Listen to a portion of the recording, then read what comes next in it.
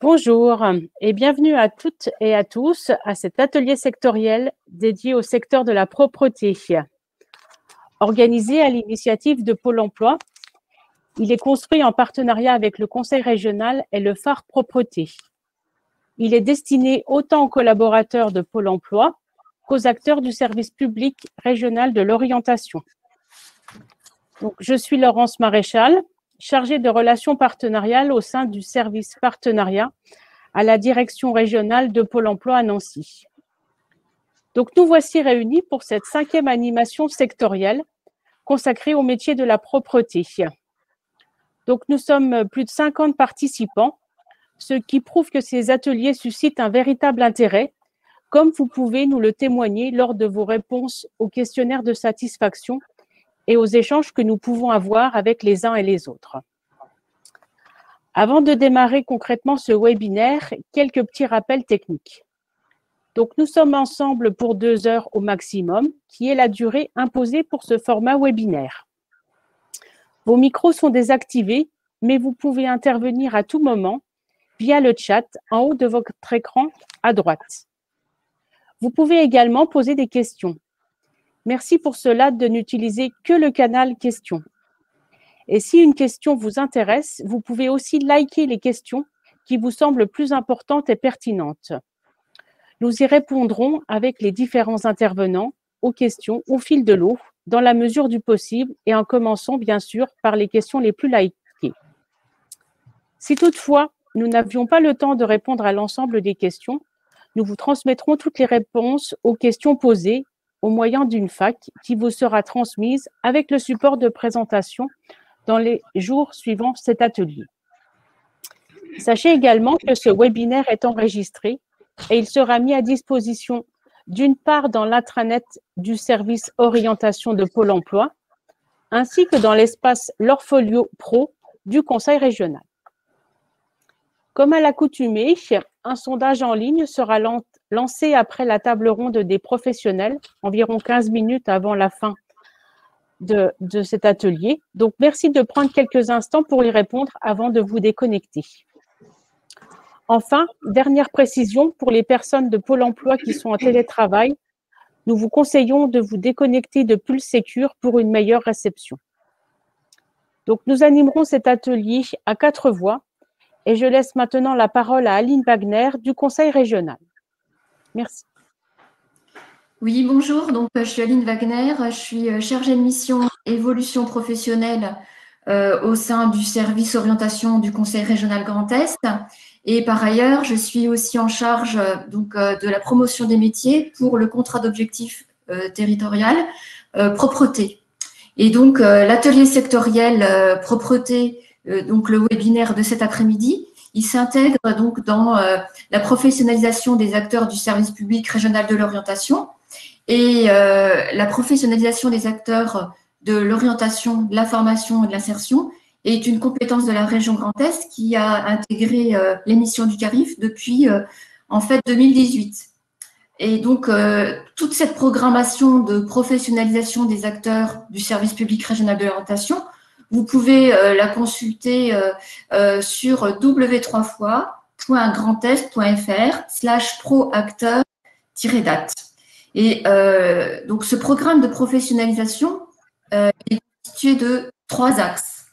Vous avez d'abord des actions d'accompagnement aux pratiques d'orientation, de formation et d'insertion. Vous avez aussi des actions de sensibilisation à la problématique handicap dans le cadre d'un partenariat avec la GFIP et aussi donc les ateliers sectoriels en lien avec les branches professionnelles comme celui de cet après-midi.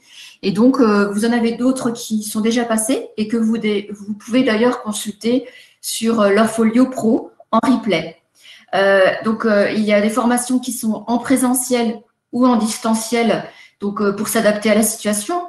Ces derniers mois, ça a été plus en distanciel d'ailleurs. Et puis, c'est gratuit pour tous les acteurs de l'orientation, de la formation, de l'insertion. C'est simplement sur inscription. Voilà. Je prends le relais, Aline. Luce Fernandez. D'accord, je vais prendre le relais. Donc bonjour à toutes et tous. Donc je suis Marie-Luce Fernandez.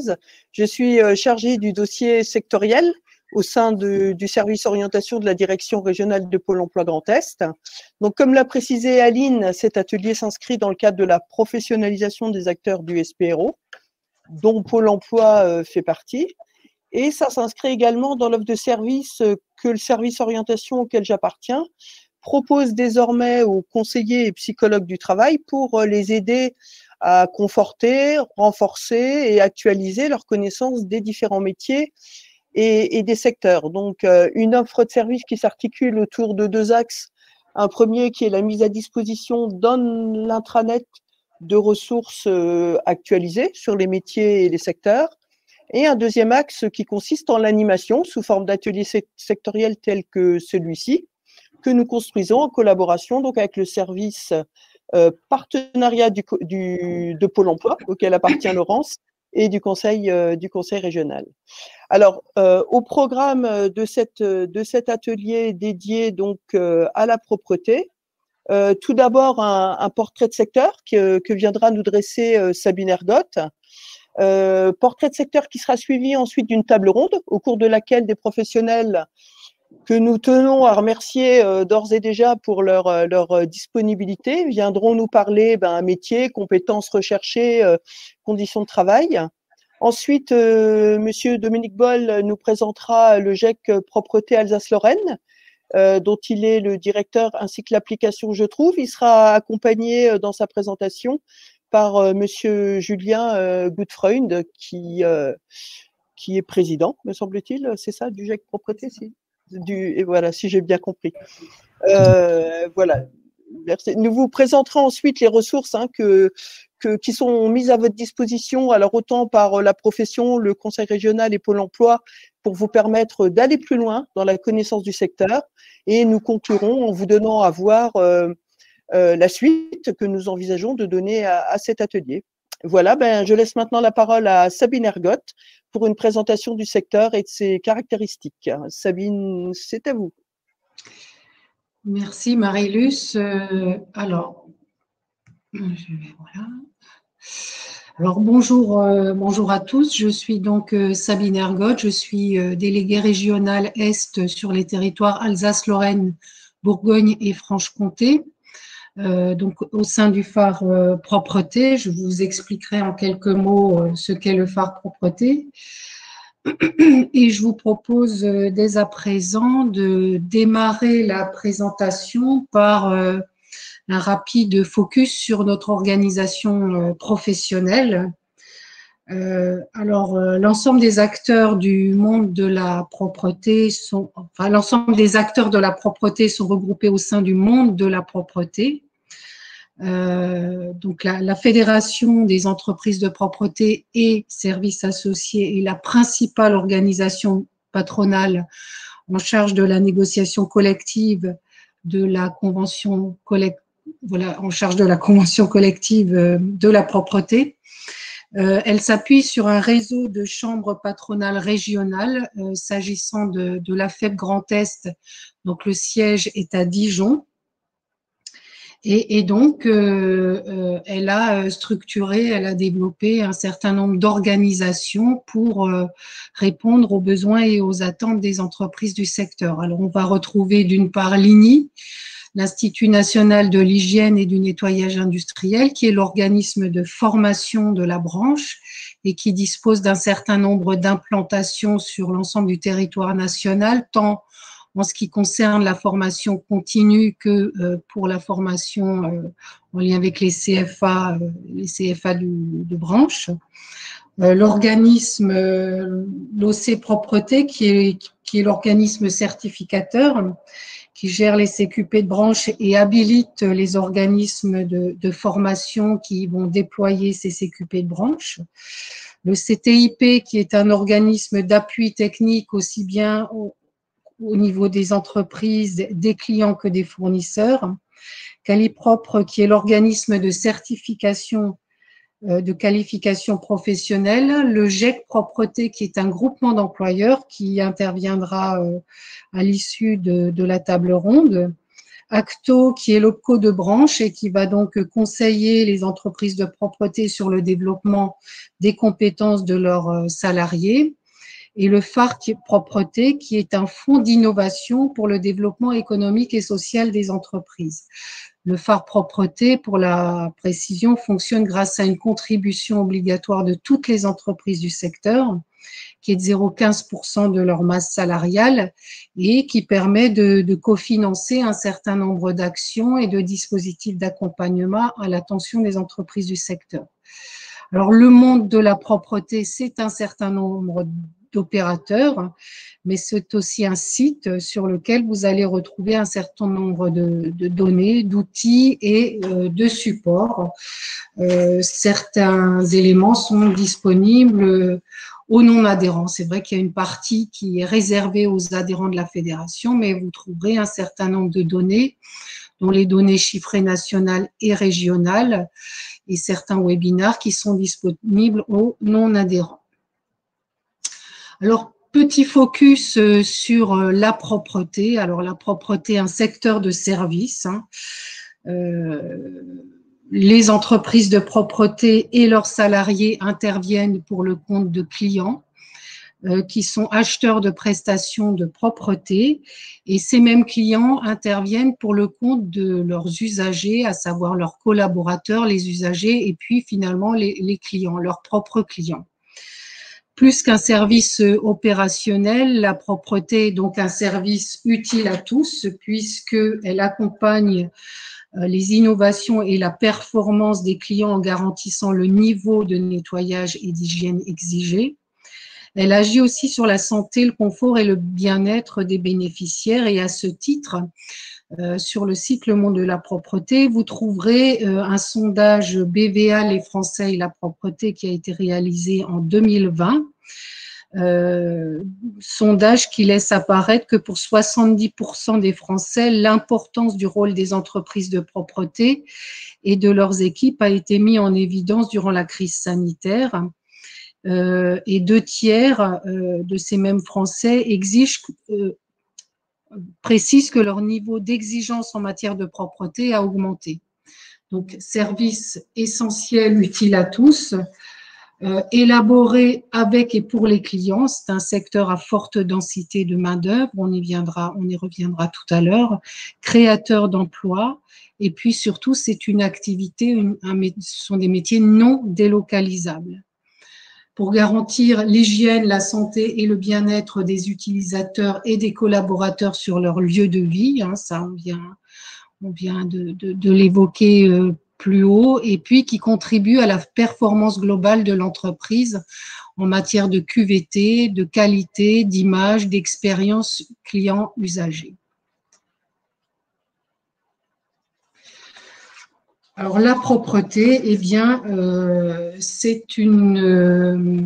les professionnels de la propreté interviennent dans tous les lieux de vie et de travail. Ça, je pense que vous avez déjà pu l'observer, aussi bien au niveau des bureaux, des établissements scolaires, de l'industrie, des hôpitaux, cliniques, commerces, centres commerciaux, hôtellerie, restauration, loisirs, agroalimentaires.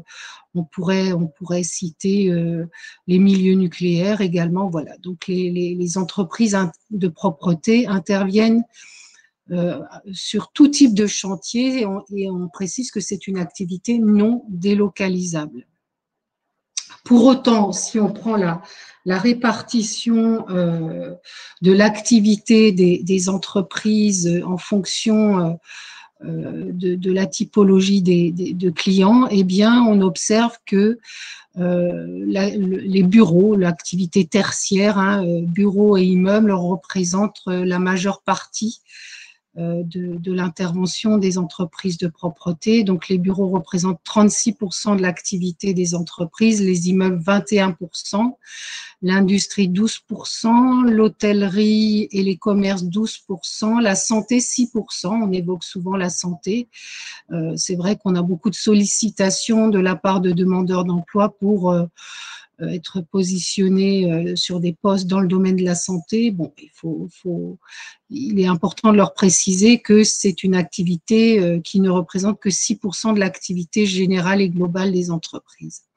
Alors, si on reprend, si on doit analyser les entreprises, certaines se sont spécialisées. Nous avons des entreprises qui sont très spécialisées dans le domaine de la santé ou de l'hôtellerie.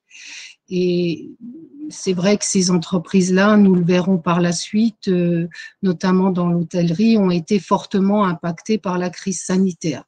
En revanche, globalement, c'est vrai que la plupart des entreprises se positionnent sur une pluralité d'activités, vont faire des bureaux, des immeubles, de l'industrie, des commerces, du transport, voilà.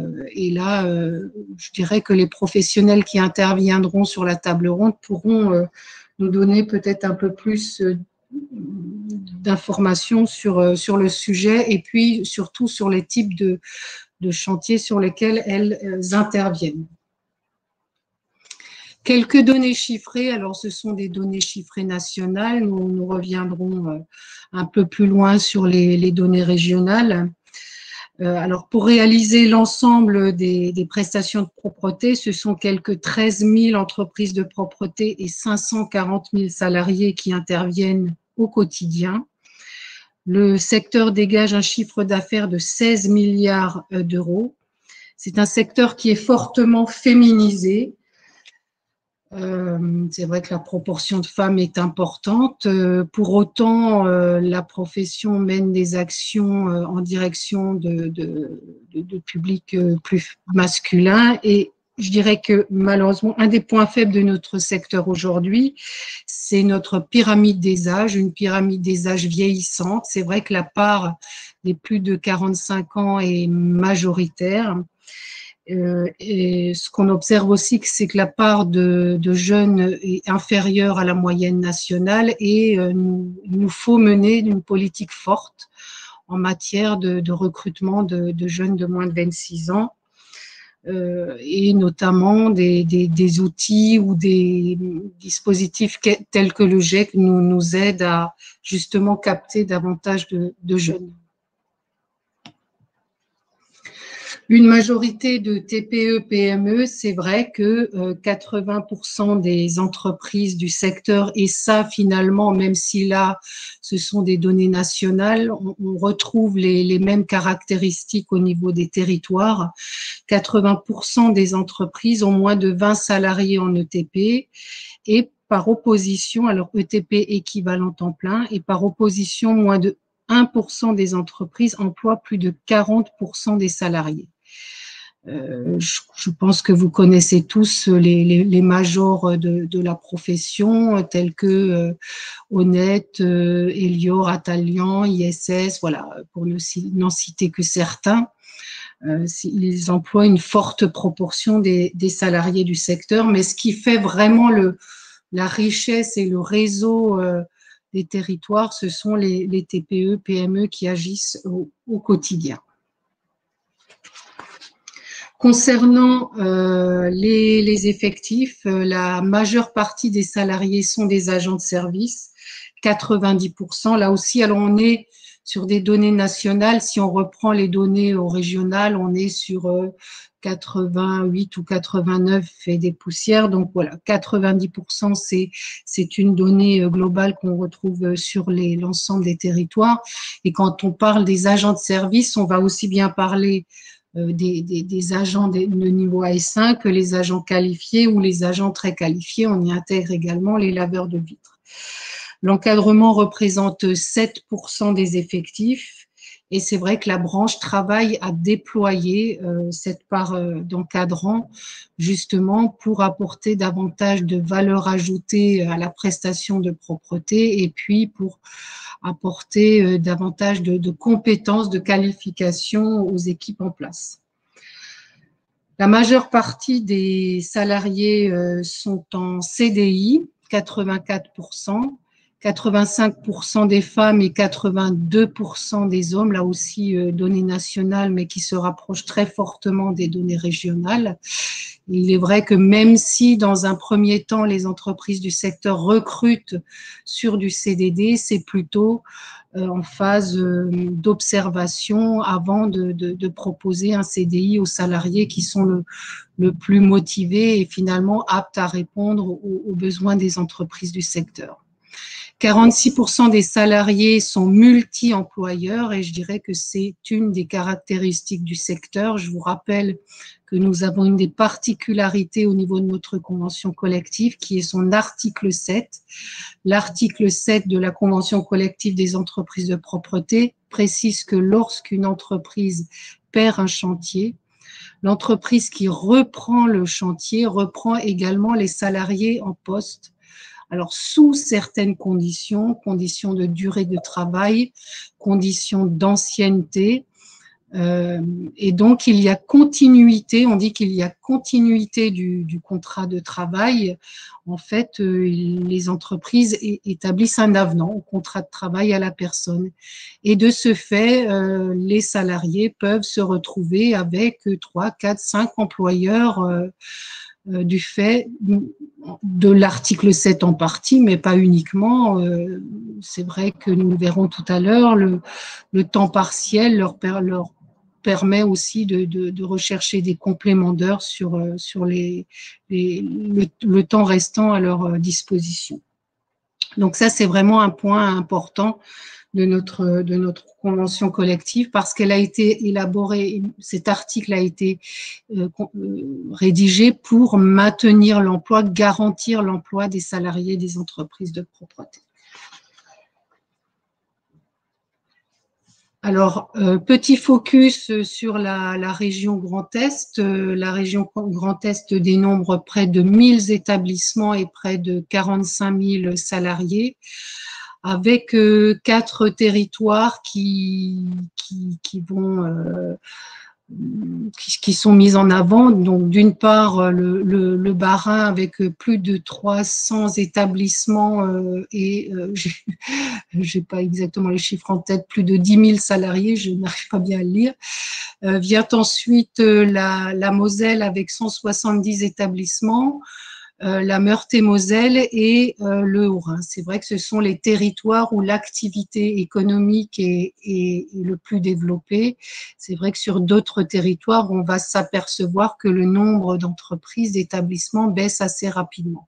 Donc, c'est sur ces 4 territoires-là qu'on va trouver la majeure partie des entreprises du secteur et en particulier le Bas-Rhin qui est très fortement représenté avec le territoire strasbourgeois. S'agissant des conditions d'emploi dans le secteur de la propreté, c'est vrai que du fait de l'activité, particulièrement dans le domaine du tertiaire, les clients ne souhaitent pas que les agents de propreté interviennent alors que leurs salariés ou que leurs collaborateurs sont présents sur le site. Et de fait, les agents de propreté vont intervenir le matin ou le soir, ce qui va engendrer des horaires décalés et des horaires fragmentés. Alors, c'est une des caractéristiques de notre secteur professionnel.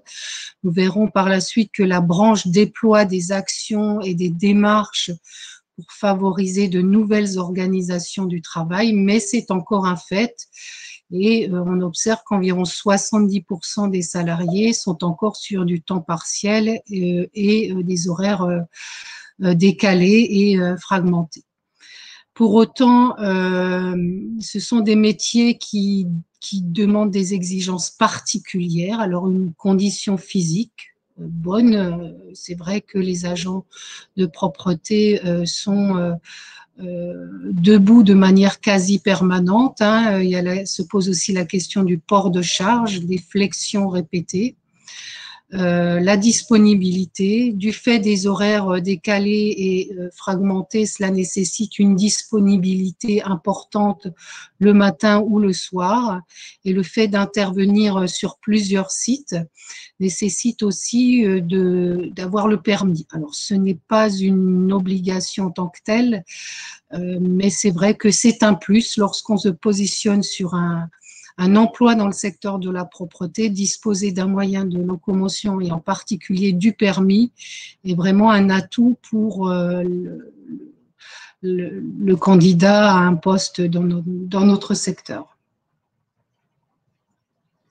Donc, je vous disais que la branche travaille depuis une dizaine d'années maintenant sur le développement de nouvelles organisations du travail et notamment la question du travail en journée ou en continu.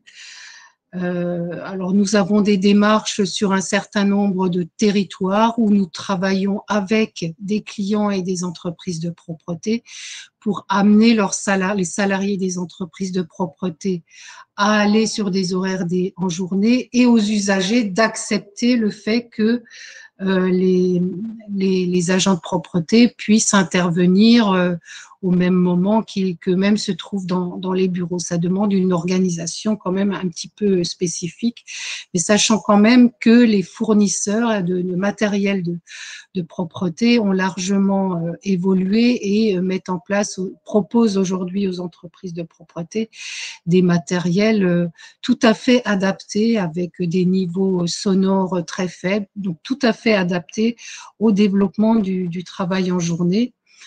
Alors, par exemple, nous avons une démarche que nous avons engagée depuis 5 ans maintenant en Côte d'Or et que nous étendons sur l'ensemble de la Bourgogne-Franche-Comté avec un événement qui se tiendra le 1er juillet où voilà, nous allons échanger au travers de tables rondes sur ces nouvelles organisations du travail, aussi bien du point de vue des clients, parce qu'on ne peut pas aller sur ce champ-là sans l'aval et sans l'appui des clients que du point de vue des entreprises de propreté.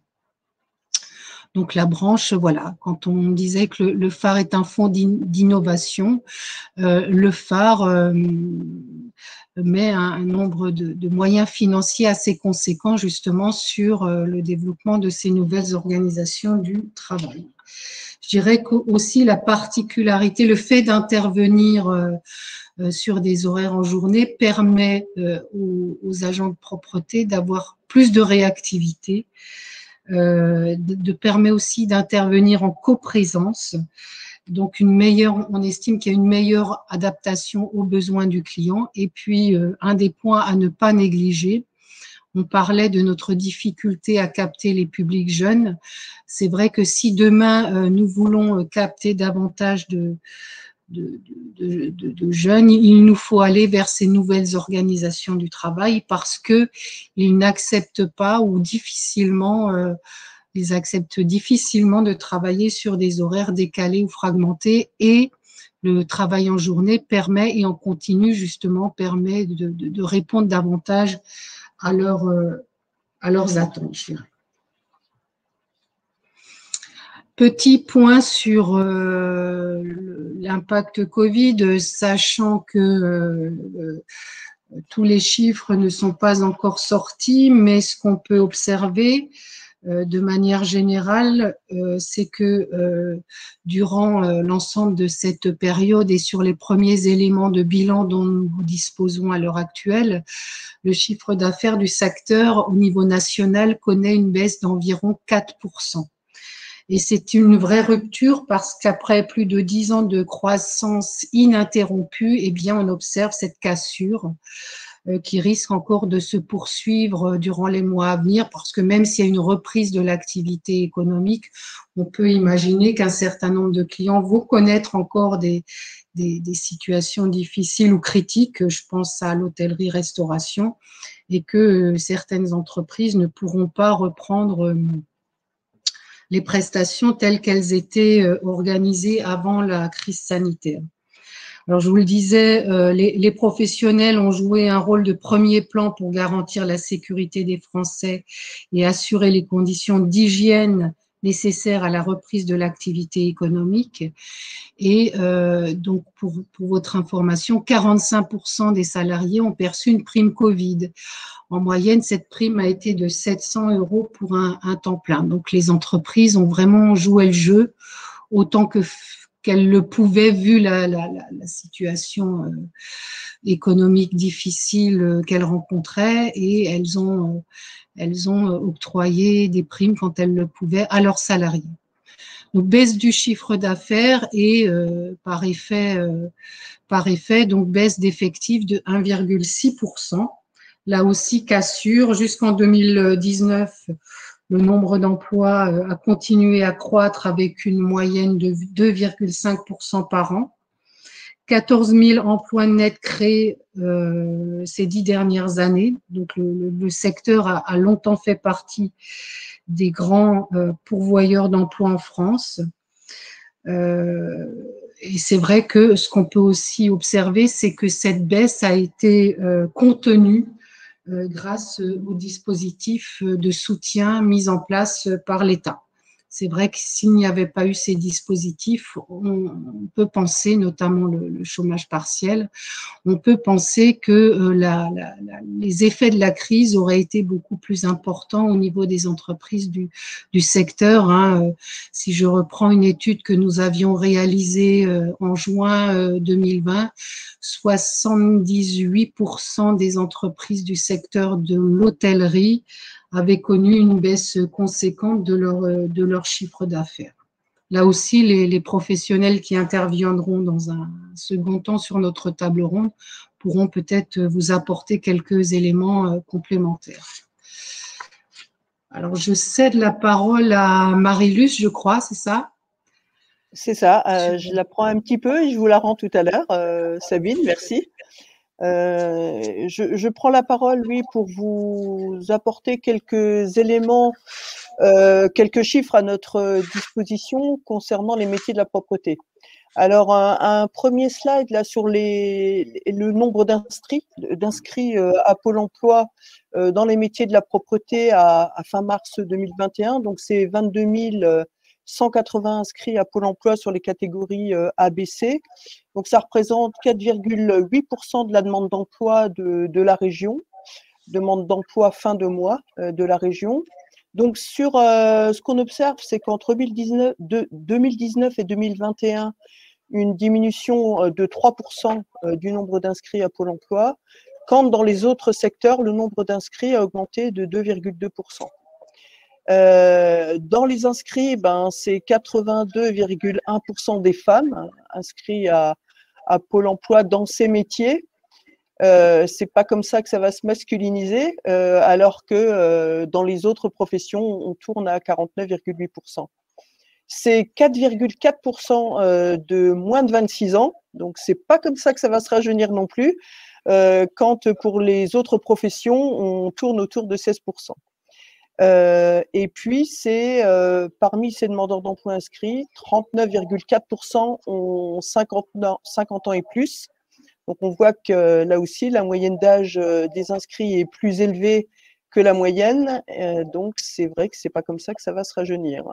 Donc, 58,9% des inscrits le sont depuis plus d'1 an dans ces métiers. Donc, une part un petit peu plus importante que pour l'ensemble des autres professions. Bon, sachant qu'il y a des gens qui travaillent à temps partiel et qui restent malgré tout inscrits dans nos fichiers. Pour autant, seulement 35,2% exercent une activité réduite. Donc, on voit que c'est un petit peu inférieur aux autres professions. Donc, voilà un peu pour la typologie de la demande d'emploi. Concernant les offres d'emploi dans les métiers de la propreté, il y a une petite erreur, je vois. C'est 5423 offres collectées par Pôle emploi sur l'année… Ah non, c'est bien ça, en 2020. Donc, en fait, là, ça représente 3,1% des offres totales de la région. Et effectivement, ce qu'on voit, c'est qu'entre 2019 et 2020, le nombre d'offres a baissé de 13%, j'ai envie de dire seulement, alors que dans les autres métiers, et pour les autres métiers, ça a baissé de 21,6%. Donc là, le nombre d'offres a été effectivement, enfin la baisse a été beaucoup moins importante sur ce secteur. Les offres proviennent prioritairement, vous voyez, pour 61% environ des entreprises de nettoyage, hein, on va dire comme ça, pour presque 10% du secteur de l'action sociale sans hébergement. Donc là, c'est plutôt sur des postes d'aide à domicile, en fait, hein, et puis 8,4% offres issues de l'intérim. Une part d'offres d'emploi durable de 49%, donc là aussi inférieure aux autres, à l'ensemble des autres professions. Et puis, pour la répartition des offres d'emploi, on le voit, ça correspond aussi à la typologie des salariés. Pour l'essentiel, au-delà de 90%, hein, c'est des offres de nettoyeurs de locaux, très peu de laveurs de vitres et encore moins d'offres pour des postes d'encadrants. Donc ça, c'est ces trois métiers, en fait, sur lesquels on observe des tensions en Grand Est. Des tensions, ça veut dire qu'on a des difficultés à recruter à la fois des nettoyeurs de locaux, des laveurs de vitres et des encadrants. Alors, pour des raisons qui sont un petit peu différentes, donc on voit, vous voyez dans la part à droite, là, le tableau indicateur, les indicateurs de tension. Donc, des difficultés à trouver des nettoyeurs de locaux, essentiellement compte tenu, alors, du fait de la non-durabilité de l'emploi. On est effectivement sur des contrats ou courts ou des CDD, mais en même temps, Madame Ergotte l'expliquait, ces CDD, c'est dur à dire, sont en fait des périodes d'observation. Donc, si je comprends bien, qu'ils peuvent déboucher sur des CDI. Pour autant, c'est un facteur de tension. Un deuxième, un petit peu moins important, c'est l'inadéquation géographique, c'est-à-dire que les offres ne sont pas localisées là où sont localisés les demandeurs d'emploi. Sur les laveurs de vitres, métier aussi en tension, pareil, manque d'attractivité des offres du fait de leur durée, et puis problème d'inadéquation géographique aussi. Ce à quoi on rajoute aussi le manque de main-d'œuvre. On est là sur des métiers où le vivier est extrêmement faible. Et puis aussi tension, difficulté à pourvoir les offres d'encadrants. Là aussi parce que on a un vivier insuffisant, on va dire, et toujours pour des raisons d'inadéquation géographique. Donc, voilà ce que je peux vous dire pour ces chiffres-là. Sabine, je crois que vous souhaitiez aussi réagir par rapport à ces chiffres. Oui, je crois que ces chiffres sont particulièrement parlants, notamment la part des jeunes. Je crois que nous avons de grands enjeux pour les mois et les années à venir. C'est d'inverser cette pyramide des âges vieillissantes, c'est de renforcer notre personnel d'encadrement, c'est d'attirer de nouveaux profils avec le développement du travail en journée. Mais je dirais tout ça n'est pas que le fait des entreprises de propreté, ce sont des travaux, des réflexions, des démarches qui doivent être menées avec les clients, en partenariat avec les clients, hein, qu'ils soient publics ou privés. Et puis au final, on peut imaginer que chacun des participants ici présents avec nous aujourd'hui peuvent être potentiellement clients d'une entreprise de propreté. Et à ce titre, nous avons la branche a lancé en 2019 un site à destination des clients des entreprises de propreté qui s'appelle achat-propreté.com, sur lequel on peut trouver un certain nombre de préconisations et dont d'ailleurs les résultats de l'enquête BVA, les Français et la propreté, mais aussi des préconisations, des modèles de rédaction de clauses, parce que finalement, si on veut faire évoluer les entreprises de propreté, ça ne pourra se faire qu'avec leurs clients. Après, c'est vrai que la question des métiers en tension se pose.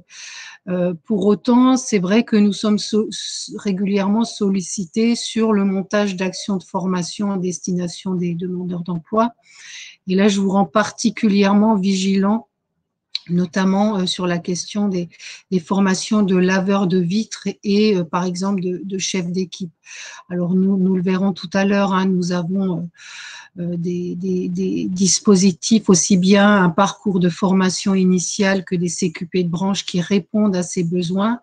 Mais s'agissant des programmes demandeurs d'emploi, parce que j'en ai suivi un certain nombre il y a quelques années, c'est vrai que les personnes qui étaient positionnées sur ces dispositifs de formation ne répondaient pas nécessairement au profil demandé par les entreprises de propreté. C'est vrai qu'un bon laveur de vitres n'acquiert ses compétences qu'avec de l'ancienneté. Voilà, il faut exercer. Un manager, il se pose au-delà de la formation qu'on peut apporter, se pose la question des savoir-être, des attitudes de service, la capacité à encadrer. Et ça, ce sont des programmes qui doivent être montés avec les entreprises, avec les dirigeants des entreprises de propreté. Nous le verrons d'ailleurs au travers de la table ronde. Les critères de recrutement varient d'une entreprise, d'une typologie d'entreprise à une autre. Et c'est pas parce qu'on monte un programme de formation qu'on va résoudre la question de la tension sur ces typologies de métiers. Il faut être particulièrement vigilant. Et c'est vrai que j'observe aussi qu'il y a beaucoup d'organismes de formation dans le domaine de l'insertion qui se lancent sur les métiers de la propreté parce qu'au final, il faut peu de moyens. Les compétences sont relativement, si je prends le cas d'agents de service basiques, savoir-être et capacité et compétences assez basiques. Donc, ces organismes se disent, bon, bah, voilà, on peut aller sur le champ de la propreté. Vous le verrez dans le cadre des échanges avec les professionnels, même si le secteur reste un secteur d'insertion et d'intégration, les innovations mises en place, les nouveaux protocoles, les nouvelles méthodologies développées avec les clients nécessitent vraiment des profils aujourd'hui, je dirais, différents à ce qu'on a pu rencontrer ces 10 dernières années. Alors, c'est vrai qu'on parle souvent des agents de propreté, des laveurs de vitres, des chefs d'équipe, mais ce qu'on souhaite mettre en avant, c'est que le secteur de la propreté propose une pluralité de postes en fonction de la taille et de la typologie des entreprises. Et surtout des postes à tous les niveaux avec d'importantes perspectives d'évolution professionnelle. C'est vrai que c'est encore un secteur où on peut débuter agent de service et puis dans certains cas, et là voilà, je ne dis pas que c'est tous les cas, mais monter évoluer vers des postes de chef responsable de secteur, responsable de site, voire même dirigeant d'une entreprise de propreté. On a quelques beaux exemples de dirigeants qui ont démarré à la base et qui ont monté leur entreprise de propreté. Donc, c'est vraiment quelque chose à prendre en considération. Ce sont des métiers qui ne se limitent pas. On peut être agent, on le verra tout à l'heure, hein, agent de propreté, mais en milieu tertiaire, en milieu hospitalier, en bio-nettoyage. Voilà. Alors là, je vais pour le coup laisser Frédéric vous présenter les métiers tout à l'heure. Mais effectivement, pour aborder ces métiers-là, aujourd'hui, nos agents de propreté ont besoin de maîtriser un certain nombre de compétences clés qui sont l'écriture, la lecture, les 4 opérations de base et l'oral, et être à l'aise à l'oral. Tout simplement parce qu'ils vont être de plus en plus en relation. Ils le sont déjà, mais quelque part, ils vont l'être encore davantage en relation avec les clients. Et pour limiter, je dirais, les situations d'insatisfaction, enfin, voilà, on rencontre un certain nombre de situations complexes.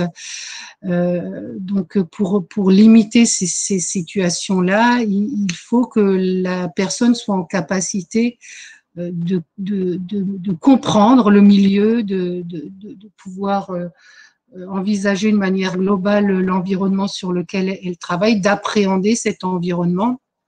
Et par exemple, Si un usager indique sur son bureau qu'il ne souhaite pas que son bureau soit nettoyé le jour du passage de l'agent de service, eh bien, il faut que celui-ci soit en mesure de le comprendre. Ou si, au contraire, il faut nettoyer une salle qui devait initialement ne pas être nettoyée.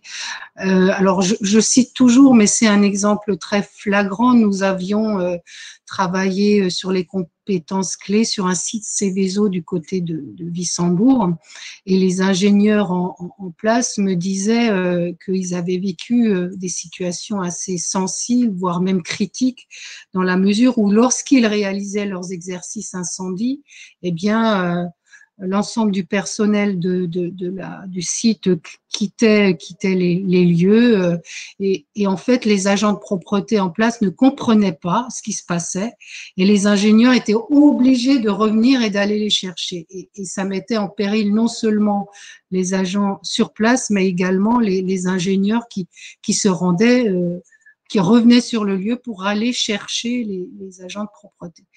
Donc, on mesure bien l'importance de la maîtrise de ces compétences clés. Et puis, bien sûr, les compétences techniques, hein, le savoir-être. Je dirais que le savoir-être, on le verra tout à l'heure, est quasiment plus important que le savoir-faire parce qu'au final, le savoir-faire, l'entreprise peut l'apporter. Le savoir-être, c'est quelque chose que l'individu doit maîtriser. C'est compliqué de lui apporter à contre-coup, même dans le cadre d'un dispositif de formation. Revenir sur les savoir-être de base, voilà, chasser le naturel, hein, c'est ce qu'on dit, revient au galop. Donc, voilà, on a une personnalité, c'est complexe de la faire évoluer. Et donc, ces compétences humaines, ces capacités humaines sont extrêmement importantes et vont l'être encore davantage pour nos entreprises demain. Donc, il y a la question de représenter l'entreprise. Finalement, l'agent représente l'entreprise chez son client. Il doit donc avoir une tenue, une attitude et un respect du site sur lequel il travaille, maîtriser l'utilisation du matériel et surtout interagir avec le client, mais aussi avec son supérieur hiérarchique pour que ce matériel soit toujours en bon état d'utilisation. La question du respect du client et bien sûr appliquer les règles d'hygiène, les protocoles. Hein, on l'a vu en particulier au cours de cette crise sanitaire où les protocoles en matière d'hygiène ont été renforcés. Des formations ont été organisées par notre organisme de formation de branche, justement pour accompagner les entreprises sur le renforcement des protocoles en matière d'hygiène et de propreté. Je vous parlais de la filière. Alors, nous avons toute une filière qui est proposée aujourd'hui aussi bien au niveau des jeunes dans le cadre de la formation initiale, hein, avec une filière qui va du CAP au TCN7. Alors bon, bien sûr, l'ensemble de ces diplômes ne sont pas dispensés sur l'ensemble des territoires. Les CAP sont proposés dans un certain nombre de lycées professionnels ainsi que le bac pro et le BTS. Je pense au lycée Siegfried à Wittelsheim, lycée Siegfried à Haguenau. Je pense au lycée Amélie Zurcher à Wittelsheim. Voilà, il y a un certain lycée Europe à Reims qui dispense la filière du CAP au BTS. Et puis après, sur les niveaux supérieurs, eh bien, ces niveaux sont proposés dans le cadre de nos CFA notamment, ou d'établissements situés sur Lyon ou Lille. Et à côté de ça, nous avons déployé une filière professionnelle qui comporte 6 CQP de branche et 2 CQP, enfin 6 CQP propreté et 2 champs que suniste classique, agent d'entretien et de rénovation et chef d'équipe. Les CQP sont en train de basculer sur des titres professionnels. Donc voilà, une évolution de nos diplômes, de nos certificats de certification de branche.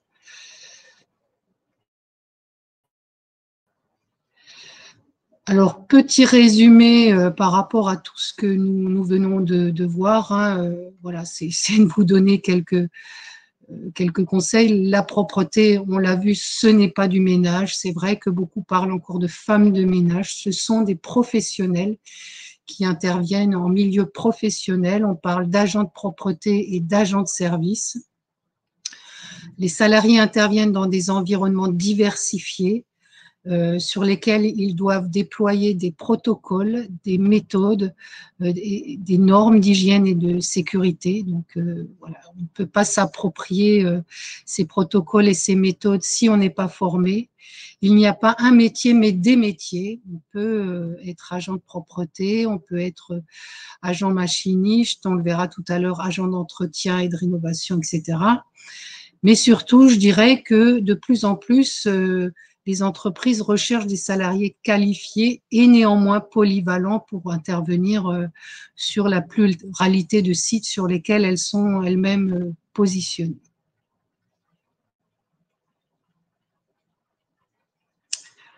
Alors, je vous propose maintenant de lancer notre table ronde.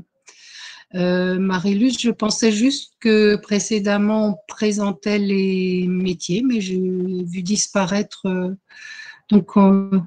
les différents métiers, non? Les fiches ont disparu? Non, non, elles sont là. Je vous rassure, Sabine, elles ont été déplacées.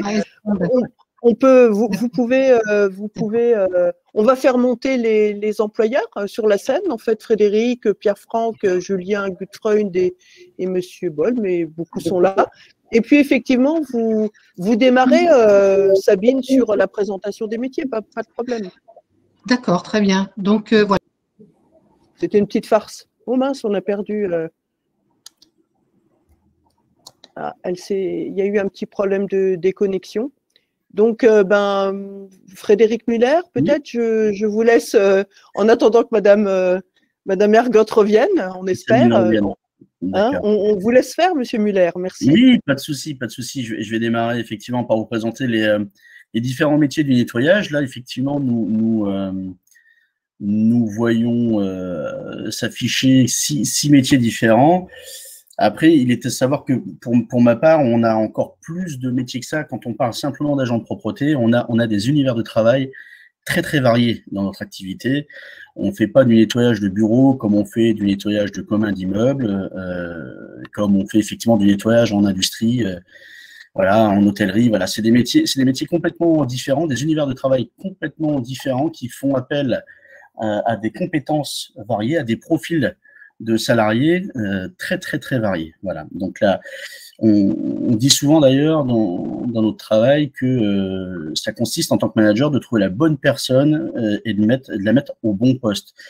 Parce qu'au sein d'une même entreprise de nettoyage avec le même patron, un agent de service va réussir à faire un travail excellent dans un univers qui va lui convenir. Vous prenez ce même salarié avec cette même entreprise et plutôt que de faire du bureau, vous allez le positionner sur un poste de nettoyage de vestiaires ou de locaux sociaux en milieu industriel et ça peut être potentiellement un carnage, voilà, parce que la personne ne sera pas à son poste. Donc là, ça fait appel plus à une question d'affinité, parce que comme l'a précisé Sabine tout à l'heure, la richesse de notre métier fait que les conditions de travail sont très différentes. Ça peut être à temps complet, c'est malheureusement trop rarement, c'est souvent en poste décalé le matin, le soir. Donc, c'est des contextes de travail très différents qu'on propose finalement à des agents qui auront ou pas une compétence technique propre à l'univers de travail, mais ça, c'est pas le plus important, ce que Sabine disait tout à l'heure en profil de recrutement. On cherche plus de la soft skill, on cherche plus de l'attitude de service et de la disponibilité pour répondre à ces différents métiers. Voilà. Sur le terrain, en tout état de cause, qui pèse quand même pour 90% de la masse œuvrante, d'un peu plus on a 540 000 personnes qui travaillent. C'est quand même à souligner. On a quand même plus de 540 000 personnes qui travaillent au jour d'aujourd'hui dans l'univers du nettoyage en France. Donc là, on peut voir effectivement tous ces postes-là qui existent, toutes ces fonctions-là qui existent, mais qui se démultiplient un peu effectivement par rapport aux différents univers de travail dont je vous ai fait part, que sont le nettoyage de bureaux, les communs d'immeubles, l'hôtellerie. En fait, tout ce que vous voyez autour de vous quand vous êtes dans la rue se nettoie, voilà. Mais avec des contraintes et des techniques différentes, d'où la richesse. Voilà. Je crois, Pierre, qu'on avait parlé du fait que la notion d'encadrement, des postes d'encadrement était confiée, si ma mémoire est bonne. Oui, tout à fait. Donc, merci Frédéric. Et effectivement, après avoir vu les différents postes techniques, on peut passer aux postes d'encadrement qui peuvent revenir assez régulièrement, en fait, à des personnes qui étaient sur le terrain et qui ont œuvré en tant qu'ouvriers. En tout cas, au poste de chef d'équipe, on va pouvoir retrouver assez régulièrement des agents qui ont fait preuve effectivement de persévérance et puis de savoir-faire. Et là également, comme ça a été dit à plusieurs reprises, on va surtout chercher du savoir-être plutôt qu'un savoir-faire, parce qu'on va pouvoir faire évoluer les personnes par rapport en fait à l'environnement dans lequel ils vont travailler. Et les métiers étant différents, et Frédéric l'a très bien expliqué, on n'est pas forcément agent de propreté dans un milieu comme le milieu hôtelier, comme on peut l'être en milieu industriel, ou alors pour nettoyer des bungalows. Et il va falloir pouvoir trouver la bonne personne qui a le bon sens de ce qui est l'objectif de la qualité recherchée.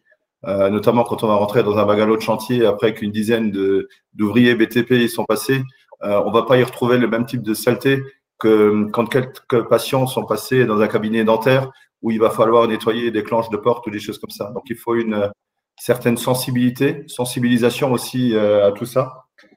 Et l'avantage effectivement de nos métiers, c'est que on n'a pas forcément besoin d'un diplôme précis, même si la profession a beaucoup œuvré et c'est très porteur à proposer en fait des formations comme les bacs pro, les BTS dans l'hygiène et la propreté, qui vont nous permettre d'avoir de premières bases. On va pouvoir faire évoluer également des personnes qui ont un certain niveau, et on va trouver ensuite en tant qu'inspecteur ou responsable d'exploitation des personnes de niveau bac à bac plus 2 qui auront la possibilité d'organiser, de gérer du personnel, s'occuper des remplacements de congés, de maladies. Et tous ces postes-là nécessitent également de la disponibilité, un sens de l'organisation, du savoir-faire qu'on va apprendre sur le terrain et qui va s'assimiler à ce niveau-là.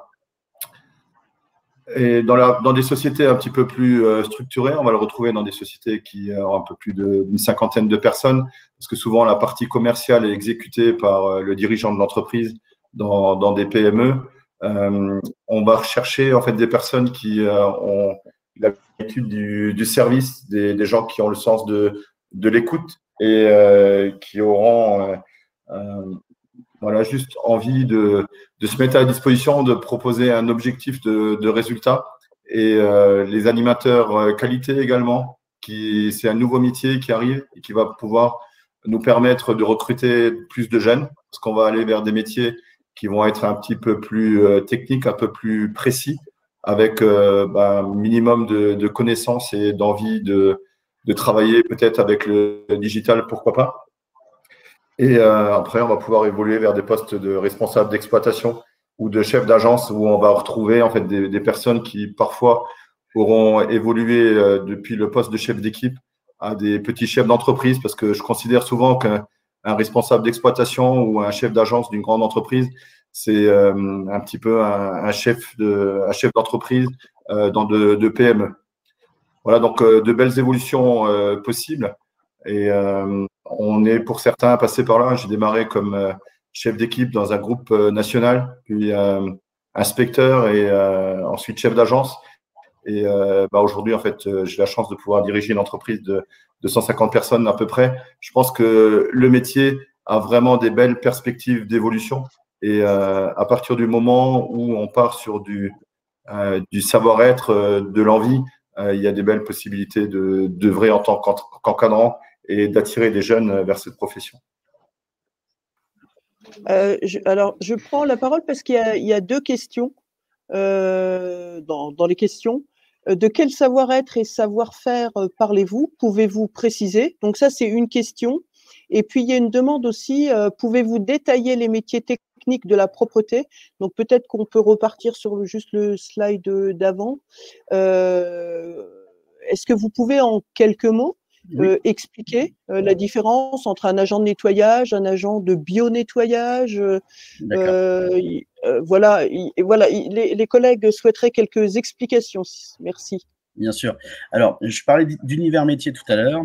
Un laveur de vitre restera effectivement un laveur de vitre. Voilà. Donc, je vais démarrer par ce poste-là. Le poste de laveur de vitre, comme son nom l'indique, nécessite de laver des vitres. Donc là, c'était assez facile à expliquer.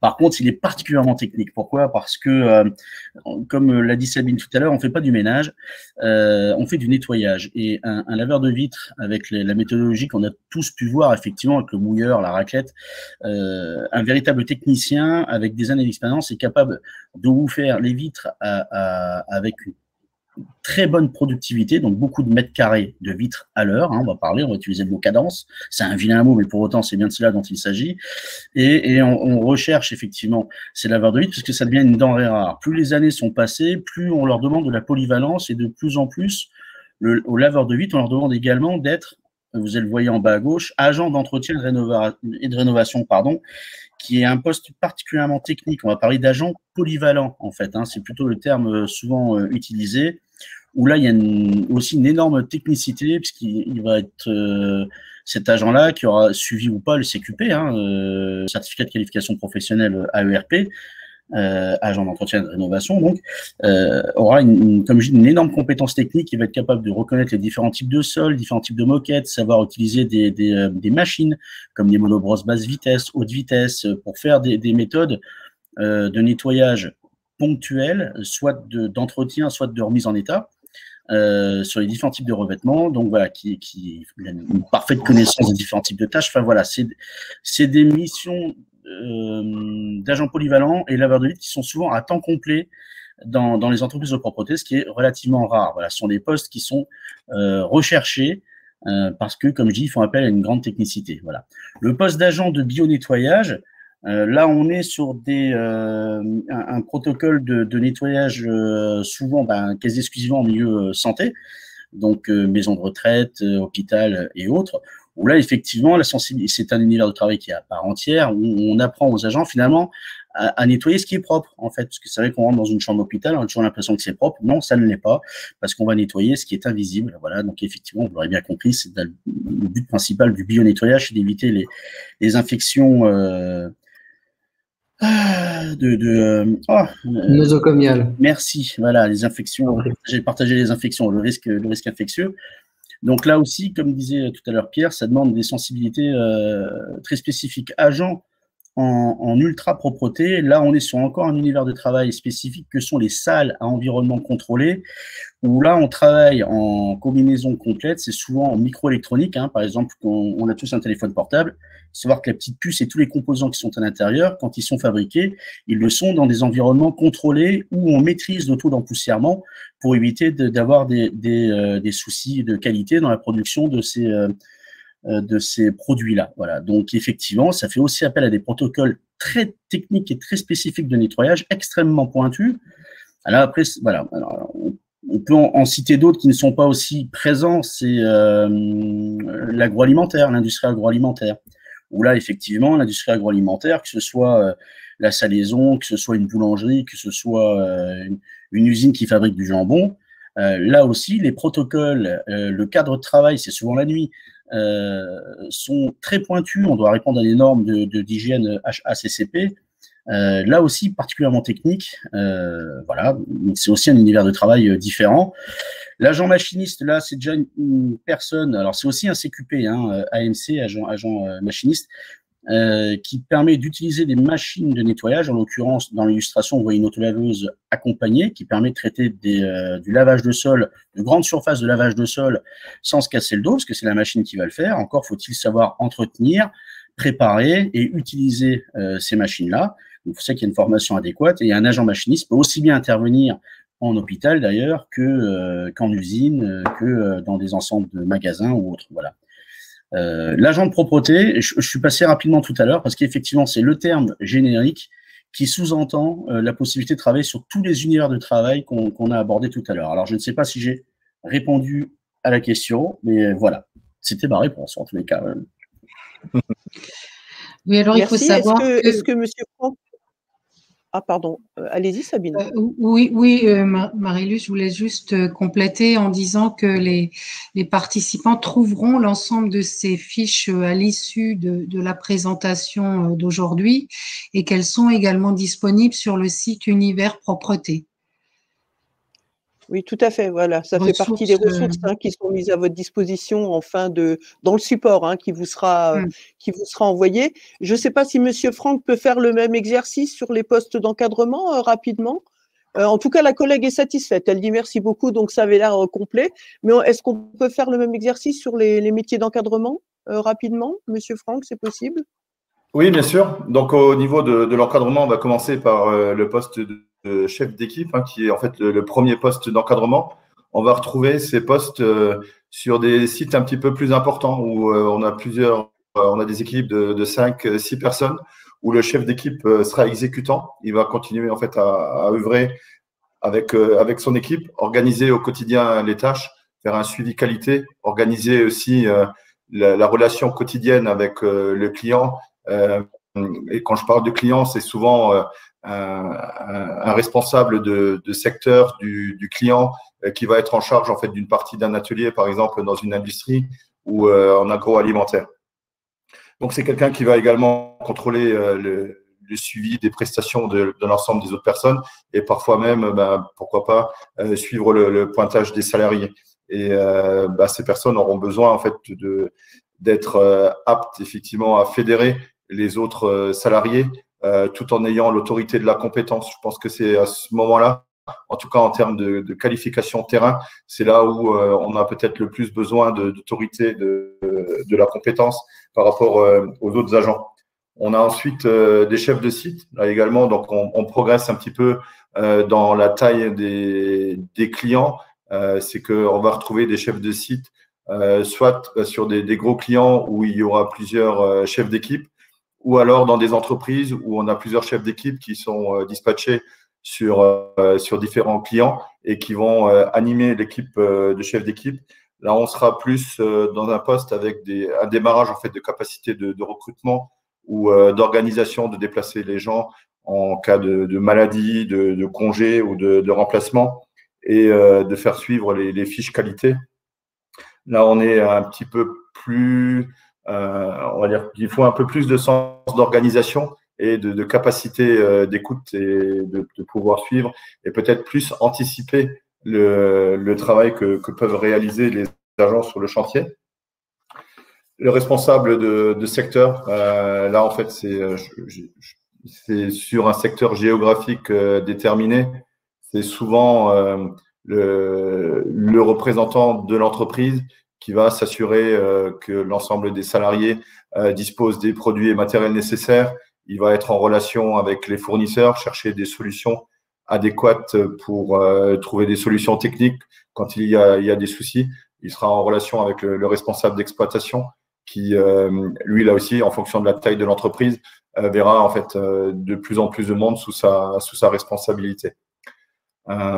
Et bon, je l'ai abordé tout à l'heure au niveau du commercial. Dans des sociétés plus importantes, c'est une personne qui va être capable de vendre les services de l'entreprise à des clients. Là, il faut pouvoir, enfin, je trouve que dans ces entreprises, enfin, pour ce poste-là, il faut avant tout en fait le sens du service et de l'écoute. On n'est pas là à aller vendre un produit et qu'on connaît, qu'on maîtrise et qu'on va vouloir vendre entre guillemets. On va surtout être là pour essayer de résoudre un besoin du client, donc avoir la capacité d'écoute pour proposer un objectif de résultat au client. Donc c'est vraiment un métier très spécifique en termes de commercial. On n'est pas vendeur de nettoyage, on est effectivement commercial ou technico-commercial dans ce type d'activité à mon avis. Et en ce qui concerne l'animateur qualité, là, on est dans des sociétés, comme je disais tout à l'heure, plus structurées, avec souvent des connaissances plus techniques, pourquoi pas chimique, ISE, process qualité, avec la capacité de mettre en place des processus de suivi et de pouvoir expliquer et aux salariés et aux clients quelle est l'échelle de valeur qu'ils vont devoir partager pour avoir un objectif résultat qui corresponde à l'attente de chacun. Voilà. Merci beaucoup. Je pense qu'on a répondu aux deux questions, à la fois sur le détail des métiers et puis les savoir-être, savoir-faire attendus. Je vous redonne la parole, Sabine, pour la table ronde, enfin poursuivre finalement, parce qu'on a déjà un peu commencé. Je vous redonne la main. Oui, absolument. Merci, Marie-Luce. Effectivement, Frédéric et Pierre ont déjà apporté un certain nombre d'informations, mais bon, voilà, je vous propose qu'on continue donc sur la table ronde. Alors, du coup, je vais revenir au précédent. Voilà. Donc, je vais dans un premier temps proposer à Julien, Frédéric et Pierre de se présenter, et en particulier Julien qui n'a pas encore parlé. Voilà, donc je vais lui laisser la parole, s'il veut bien se présenter. Oui, merci Sabine. Alors, bonjour à tous. Je m'appelle Julien Gutfreund, je suis dirigeant d'une société de nettoyage qui s'appelle Allo Nettoyage, qui est basée à Nancy et qui rayonne en Alsace-Lorraine, on va dire.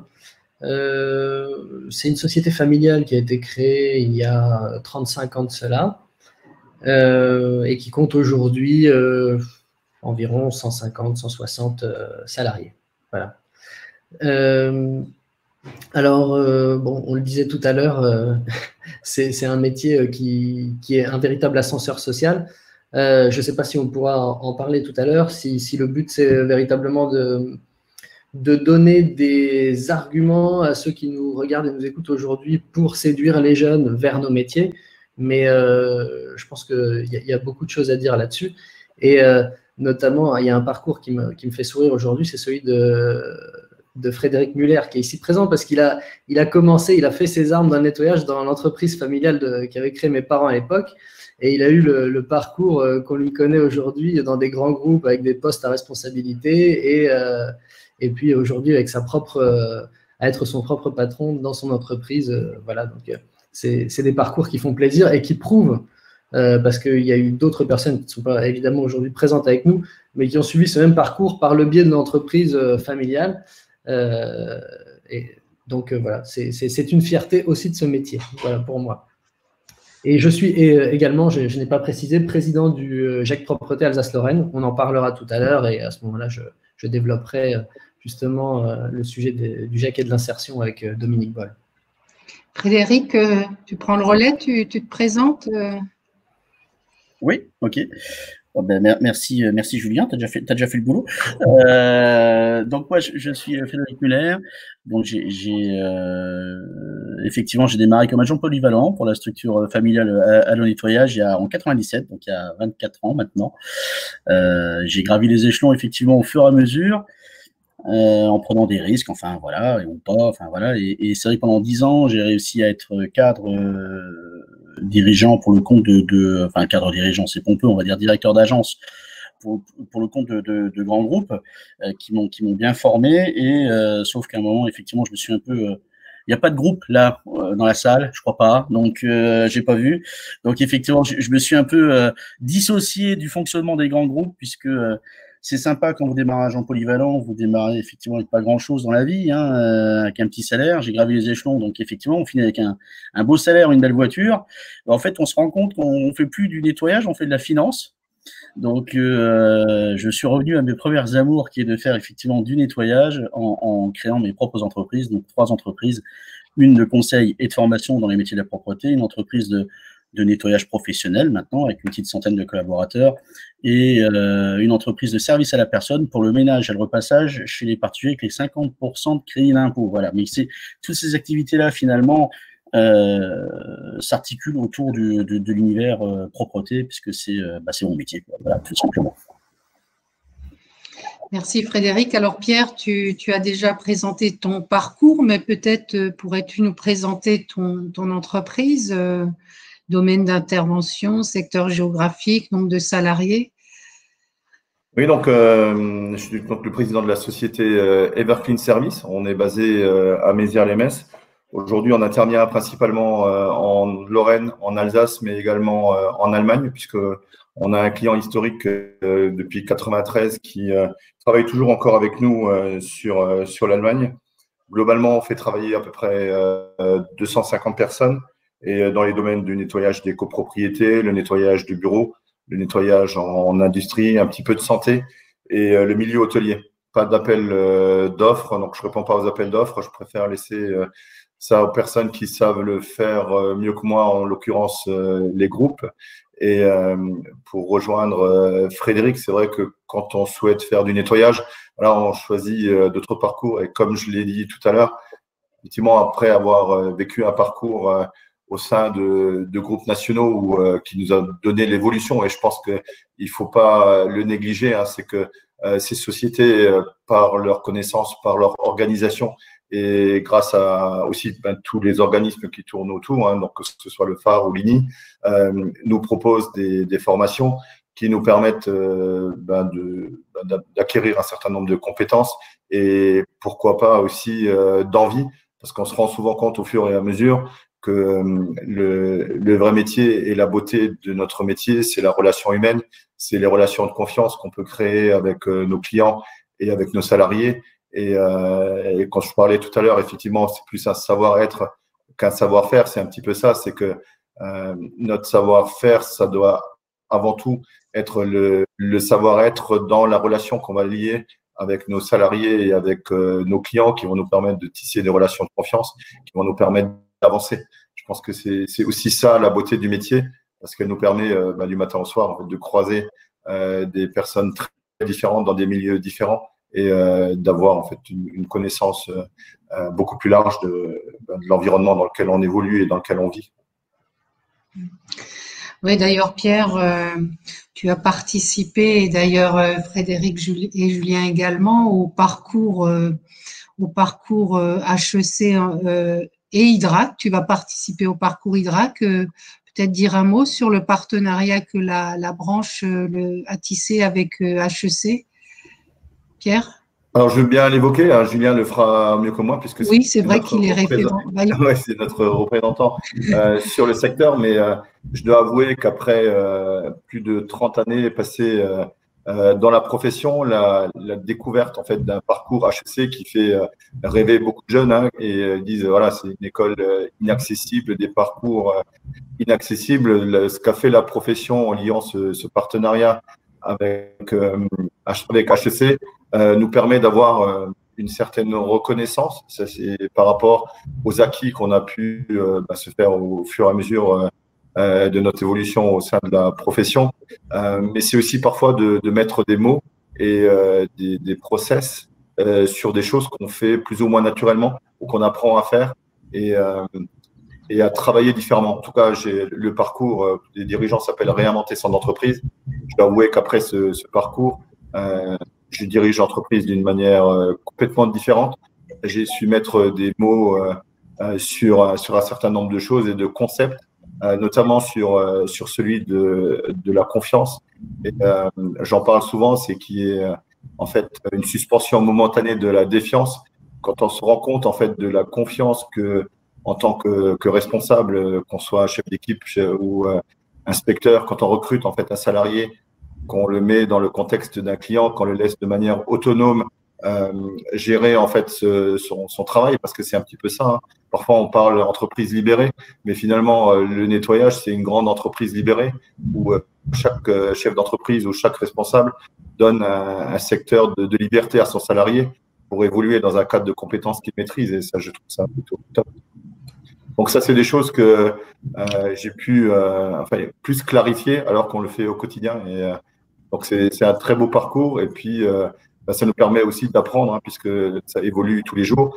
La propreté a su s'adapter à de nombreuses évolutions. Alors c'est vrai qu'on peut de l'extérieur, on le voit pas forcément, et l'avancée des cadences de nettoyage ou d'organisation, de gestion de ressources humaines, donc de capacité ou pas à aller chercher du personnel où on pense ne jamais en trouver. C'est aussi des expertises qu'on doit travailler et qu'on peut acquérir avec des parcours comme on fait chez HEC ou à l'Hydrac. Excusez-moi, vous dites justement que la propreté, c'est aussi un secteur de l'entreprise libérée et qui permet une certaine évolution professionnelle. Est-ce que ce ne sont pas des arguments qu'on pourrait mettre en avant, justement, parce que la difficulté, c'est de recruter des jeunes et de les attirer dans ce secteur d'activité. Est-ce que ce sont des arguments qui pourraient être mis en avant, à votre avis?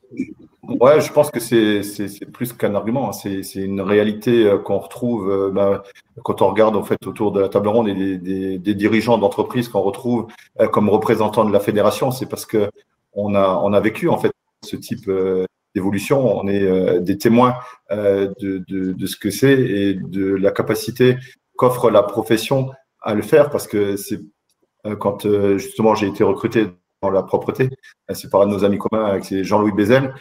J'encadrais en fait 2-3 personnes dans un garage auto parce que j'ai trouvé en fait une personne qui pouvait faire le ménage dans le garage et que je lui ai donné un coup de main à organiser. Il s'est dit bah tiens, finalement ça peut être pas mal, il peut multiplier ces choses-là, et puis on était recrutés et on se retrouve quelque part propulsé dans un environnement complètement différent, avec effectivement cet espace de liberté qu'on retrouve nulle part ailleurs. Et c'est un véritable argument. Enfin, moi, j'en suis persuadé que je suis assez nuancé. Il faut l'expliquer. Et comme je dis, HEC Oulidrac me permet de l'expliquer. Oui, Frédéric. Je disais, je suis assez nuancé parce que c'est une réalité, puisqu'on en est les témoins vivants, hein, effectivement, hein, nous qui intervenons. Hein, mais pour autant, on n'est pas nombreux à avoir eu ce parcours-là. Ce qui veut dire qu'il ne faut pas non plus vendre du rêve. Voilà. Donc, il n'y a rien de plus dangereux que de faire rêver une personne et puis lui faire vivre la réalité au bout de quelques temps. Voilà, et se rendre compte que, effectivement, c'est pas si simple. D'ailleurs, si c'était si simple, tout le monde le ferait. Et heureusement. Oui, et heureusement pour nous, d'ailleurs. Donc, je ne suis pas sûr. Mon avis, je pense qu'il faut nuancer, mettre ça en argument pour faire venir les jeunes, pour dire tu vas voir, le nettoyage c'est un ascenseur social. Oui, c'est vrai, ça fonctionne encore. C'est encore un des rares métiers où on peut mais sinon, du coup, quels sont les arguments, quels sont les critères que vous mettriez en avant pour justement favoriser le recrutement des jeunes, leur insertion dans votre secteur d'activité?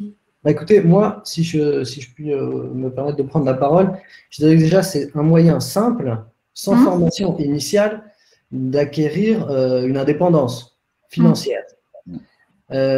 C'est également un métier qui, une fois qu'on a acquis cette indépendance, je voyais, j'en discutais avec une de mes employées qui est ivoirienne, qui me disait, voilà, bah, grâce à ce travail, elle est assez jeune, c'est une jeune maman. J'ai réussi à m'acheter un appartement, à m'acheter une voiture, et aujourd'hui, enfin voilà, elle est devenue chef d'équipe, etc. Alors c'est des petites évolutions, mais ça lui a surtout permis d'avoir une vie stable, la vie qu'elle voulait mener, qu'elle n'aurait pas pu rêver ailleurs, éventuellement dans son pays d'origine, par exemple, et qui est arrivée aujourd'hui, qui est en train d'obtenir ses papiers en France. Alors il y a aussi cet aspect-là. Alors c'est pas forcément, ça c'est pour les jeunes.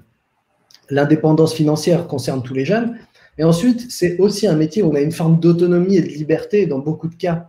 On n'a pas forcément quelqu'un derrière soi voilà, pour contrôler en permanence ce qu'on est en train de faire. Voilà, c'est intéressant aussi de voir cet aspect-là. Il y en a qui préfèrent travailler au McDonald's, il y en a qui préfèrent travailler comme caissier avec une caméra derrière la tête. Voilà, et ils oublient que voilà, dans le nettoyage, il y a cette autonomie, cette liberté. Comme on est souvent multi-employeurs, alors je ne devrais peut-être pas le dire, mais c'est une réalité, on a des employés qui me disent « Oh non, ces horaires-là ne m'arrangent pas » ou « Ce site-là, je ne l'aime pas, j'en prendrai un autre parce qu'ils ont un autre employeur qui va leur dire, qui va leur proposer. » Donc, qui aujourd'hui peut dire à son patron parmi vous « Non, non, ça, j'en veux pas, tu le gardes. » Voilà. Nous, chez nous, ils peuvent quand même aussi choisir. Il y a une possibilité de choix. A les avantages de ces inconvénients, à savoir que quelque part, ils peuvent quand même aménager comme ils veulent et faire un petit peu leur marché. Donc, ce n'est pas inintéressant non plus. Qu'est-ce que je voulais vous dire d'autre ? Il y a le côté, il y a l'aspect, on peut travailler vraiment dans tout un tas de sites. Moi, j'avais référencé, là j'ai dit, je voulais vous dire que chez moi, par exemple, quelqu'un qui travaille chez moi, il peut être amené à travailler aussi bien dans une salle de spectacle prestigieuse qu'une banque, qu'une salle de sport, que dans une usine, un hypermarché, une prison, un commissariat, durant un match de ligue de basket, dans un musée, dans un laboratoire, à 50 mètres de haut, ou nettoyer une scène de crime. C'est toutes des choses qu'on a fait, voilà, qu'on fait et qui n'ont rien à voir les unes avec les autres. Et souvent, vous n'êtes pas affecté qu'à un site, mais à plusieurs. Donc, c'est quand même intéressant, je trouve, de pouvoir être dans des environnements différents, de rencontrer des personnes différentes, de pouvoir soit travailler en équipe, parce que c'est le cas chez nous, ou travailler seul.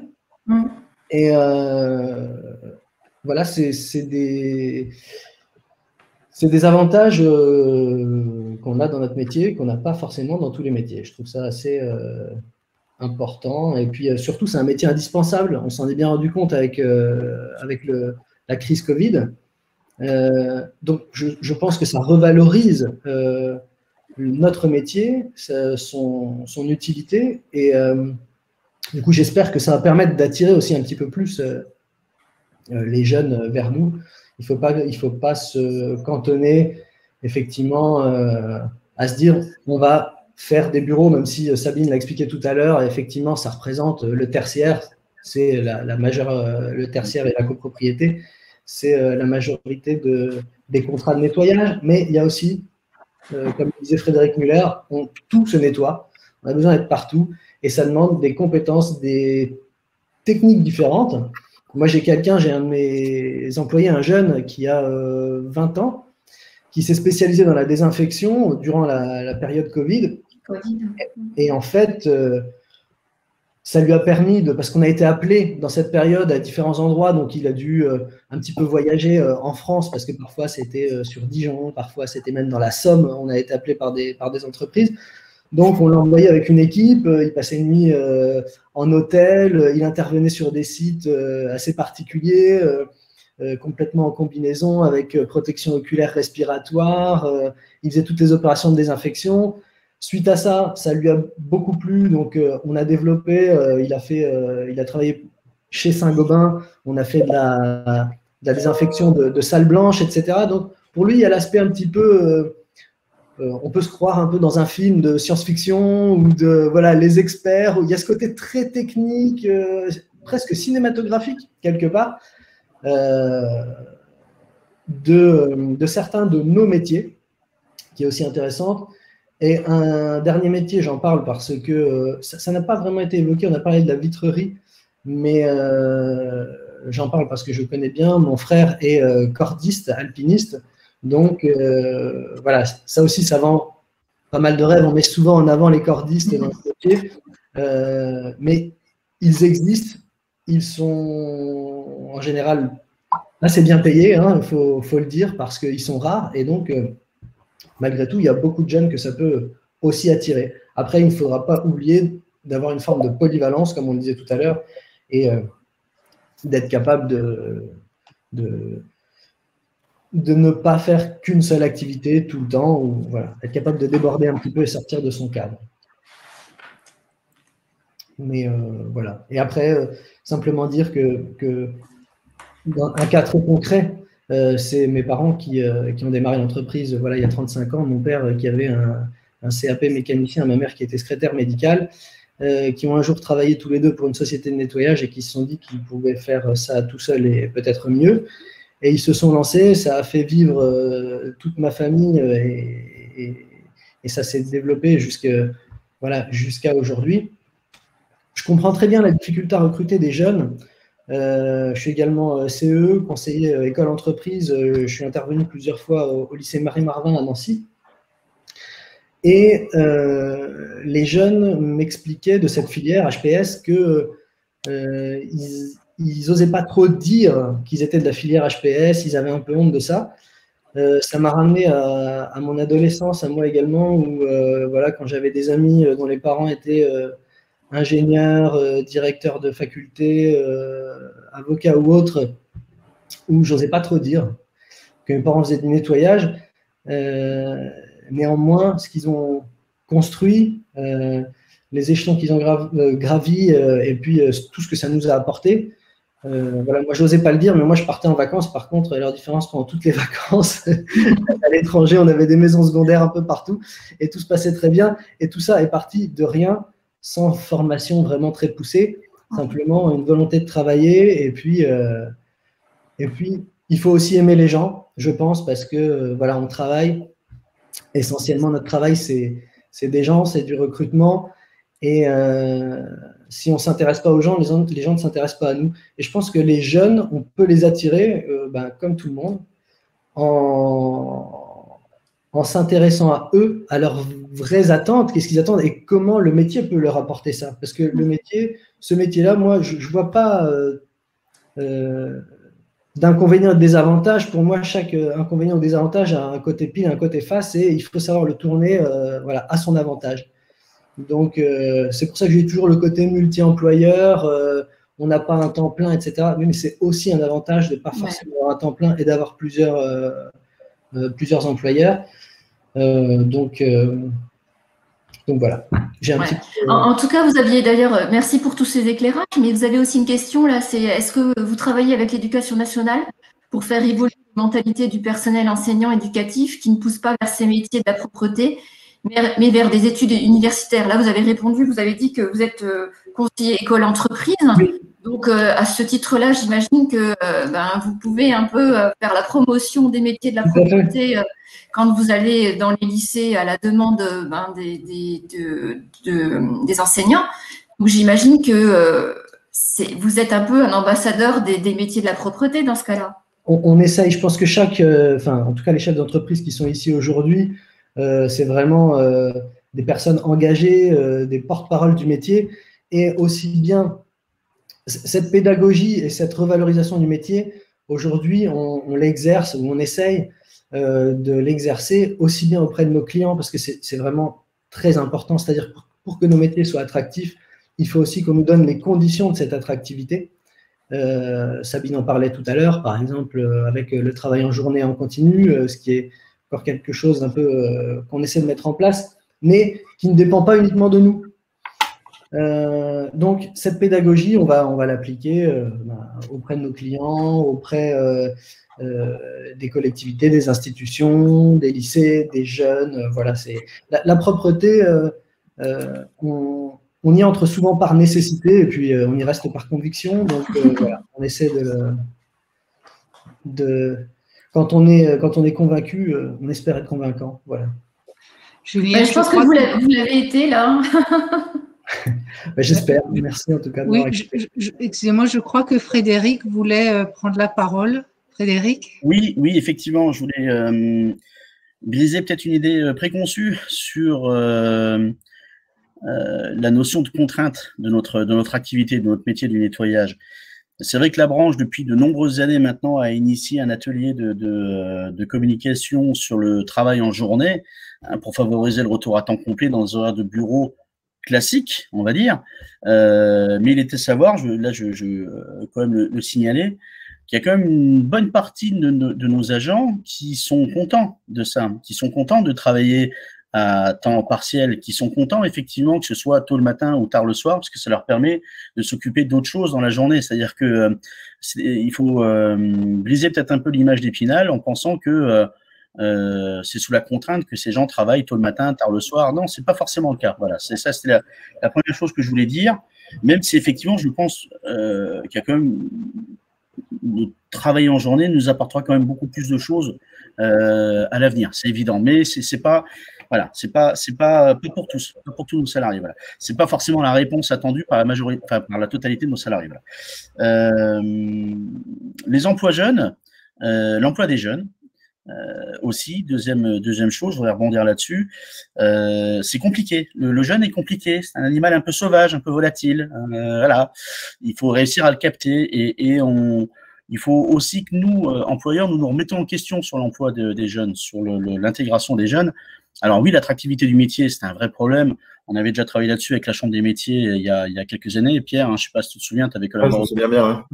Et bon, on a l'impression d'avoir passé un nombre de réunions de travail pour pas grand-chose finalement, mais bon, on l'a fait, on était présents. Mais au-delà de ça, en termes d'attractivité, de notre job pour les jeunes, ouais, notre job, il est pas sexy. Ouais, effectivement, ça restera tôt le matin, on a les mains dedans. Enfin voilà, par définition, c'est compliqué. Après, il faut qu'on se remette en cause parce que la génération qui arrive sur le marché, c'est pas la nôtre et c'est encore moins de celle de nos parents. Nos parents, ils faisaient un boulot dans la même entreprise pendant toute leur vie. Déjà, nous, notre génération, on était amenés à changer d'employeurs, mais des fois de temps en temps même de métiers. Mais la génération qui vient, ça va dans tous les sens. C'est-à-dire qu'il faut accepter l'idée qu'un jeune qui vient chez vous va faire le métier chez vous ou chez un confrère pendant 2 ans, 3 ans peut-être, ça va le lasser et va partir faire autre chose. C'est une réalité. C'est-à-dire qu'il faut qu'on repense un peu à nos concepts d'intégration et de formation parce que effectivement, la génération qui arrive sur le marché est particulièrement volatile. Voilà. Et c'est pas nous qui la ferons changer, hein, c'est plutôt à nous de nous adapter. Hein, voilà. Je voulais juste ouvrir cette parenthèse que je referme immédiatement. Ouais, je pense qu'on peut même compléter en disant que c'est quand même pour les jeunes, c'est lié à l'ensemble des métiers. On s'en rend compte en croisant nos clients et en discutant avec eux que la population des jeunes, ce n'est pas que le problème de la propreté. C'est vraiment, je pense, un état d'esprit qu'il faut avoir. Et puis, comme le disait Frédéric, il faut qu'on commence effectivement à penser à s'adapter à eux, à trouver des solutions pour qu'ils s'y plaisent, tout en sachant que s'ils y font un parcours de 2 ou 3 ans, ce sera déjà pas mal.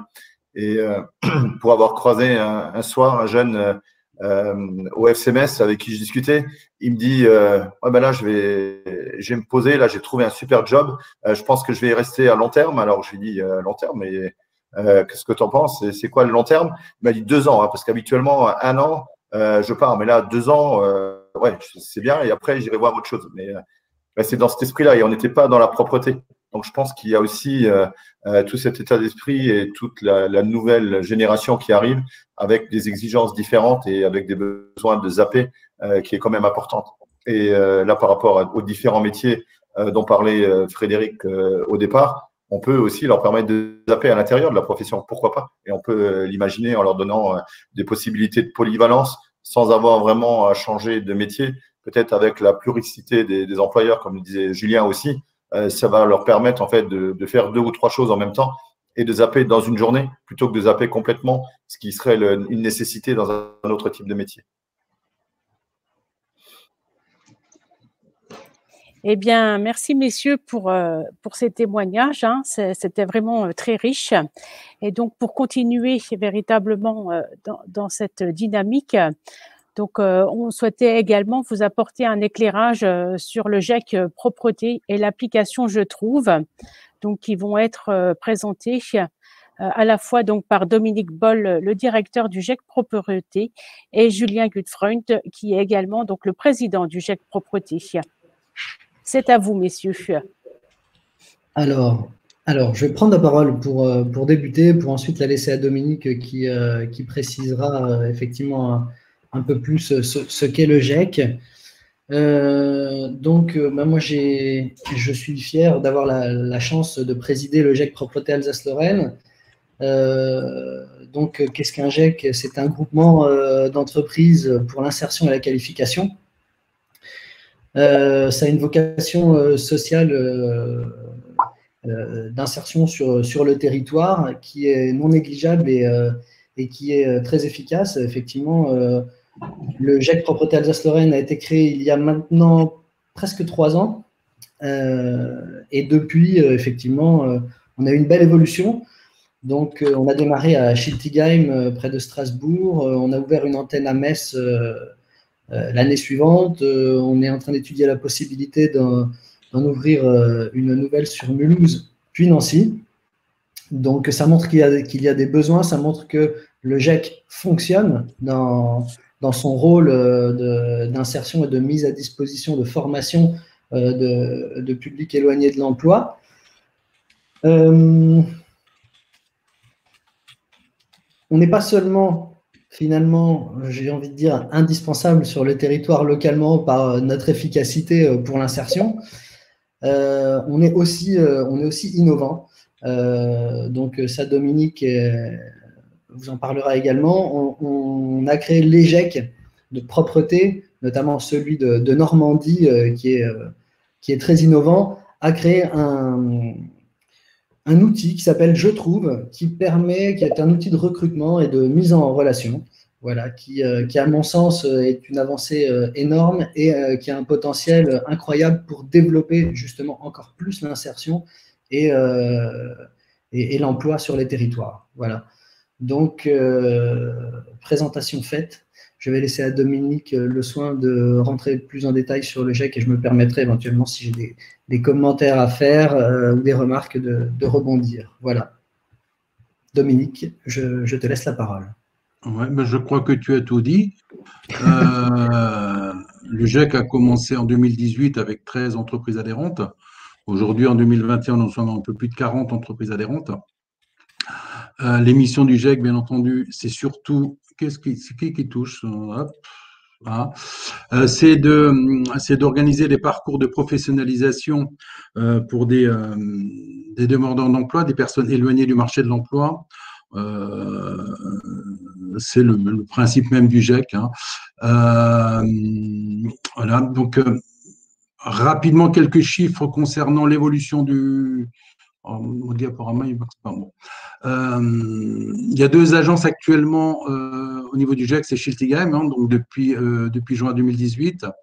En septembre 2019 a été créée l'agence de Metz et là nous envisageons fortement la création de l'agence de Mulhouse pour septembre 2021 et au printemps 2022, bien sûr, d'être présent sur Nancy et après, un peu plus loin, n'oublions pas nos amis vosgiens sur Épinal. Les entreprises adhérentes, j'en ai parlé, 20 en 2018, 40 en 2019, 45 en 2020. Les taux de public prioritaire, donc ça c'est important.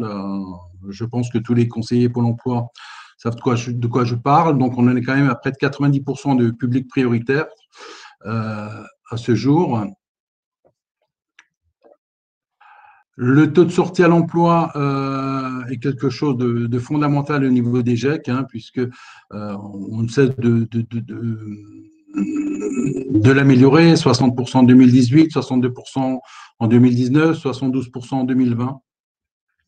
Et bien entendu, le taux de qualification, puisque le GEC ne fait que des contrats de professionnalisation, va permettre à des jeunes et des moins jeunes de se qualifier dans les métiers de la propreté au travers des différents CQP qu'on en a vu tout à l'heure.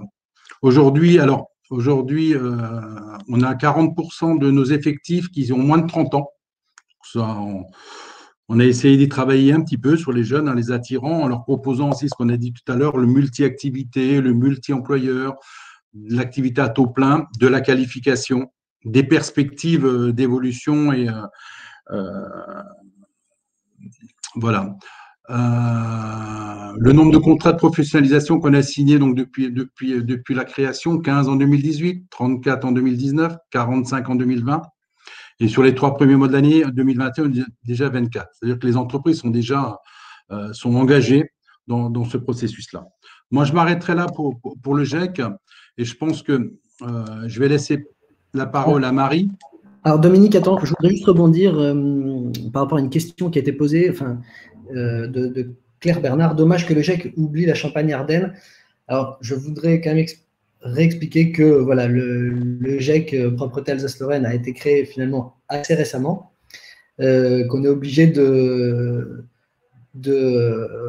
monter les marches petit à petit et que de par sa dénomination déjà de GEC Alsace-Lorraine, il était plus logique qu'on souhaite développer d'abord l'Alsace et la Lorraine.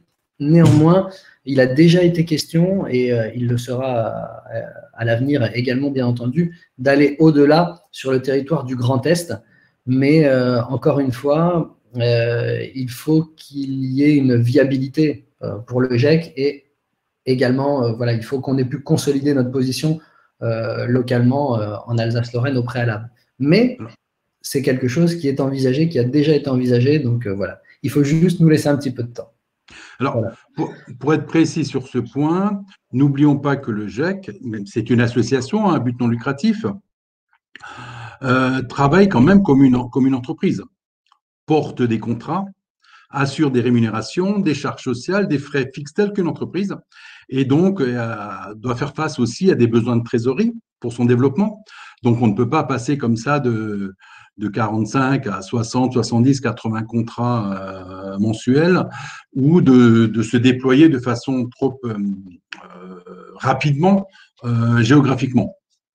Voilà pourquoi On essaie d'être assez rapidement présent sur les 5 départements de l'Alsace-Lorraine et sans oublier évidemment la Champagne-Ardenne parce qu'on a aussi des entreprises adhérentes, et pas des moindres, qui nous sollicitent aussi sur le secteur de Reims, de Troyes, voilà, régulièrement, mais on y va doucement mais sûrement. Le deuxième, et là je crois que c'est le plus important, et c'est important au niveau de l'emploi, c'est ce que les GEC déploient. Alors, il y a 10 GEC propreté en France,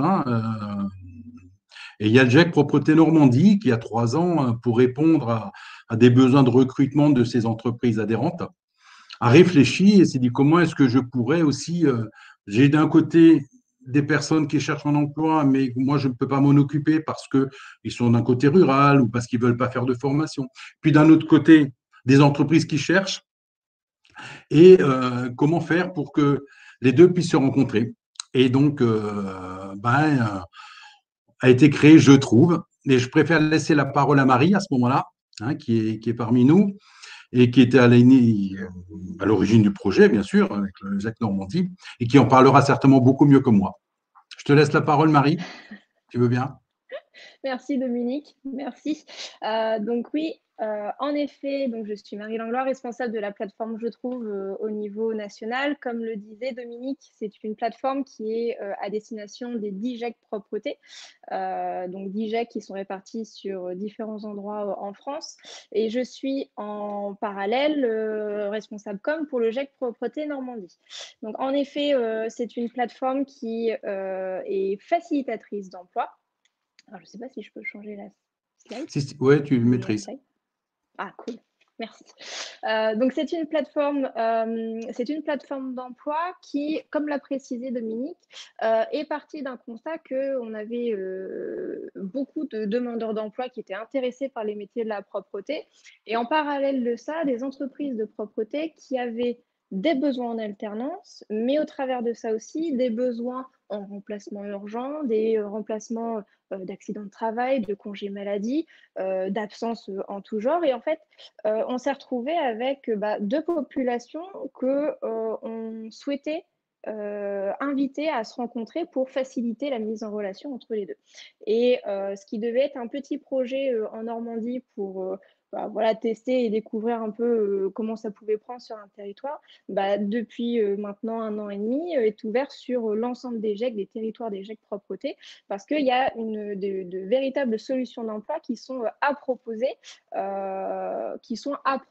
aux entreprises de propreté, aux d'emploi et aux entretiens qui existent déjà et qui sont déjà en activité, et en parallèle aussi à des prescripteurs, donc à des conseillers, à des structures d'emploi qui recherchent des solutions pour aussi faciliter cette mise en relation-là. Et donc, c'est comme ça, donc il y a 3 ans que la petite plateforme Je Trouve est arrivée et que là, depuis donc maintenant 1 an et demi, est ouverte à tous les GEC. Le GEC Alsace en bénéficie aussi et pareil, la plateforme s'installe au fur et à mesure sur les territoires sur lesquels elle avance. On a aujourd'hui une plateforme qui est composée de 4 acteurs autour desquels le GEC travaille. La partie, enfin, les candidats, les demandeurs d'emploi qui sont intéressés pour intégrer le secteur de la propreté sur les divers métiers, notamment qu'on vous a présenté juste avant.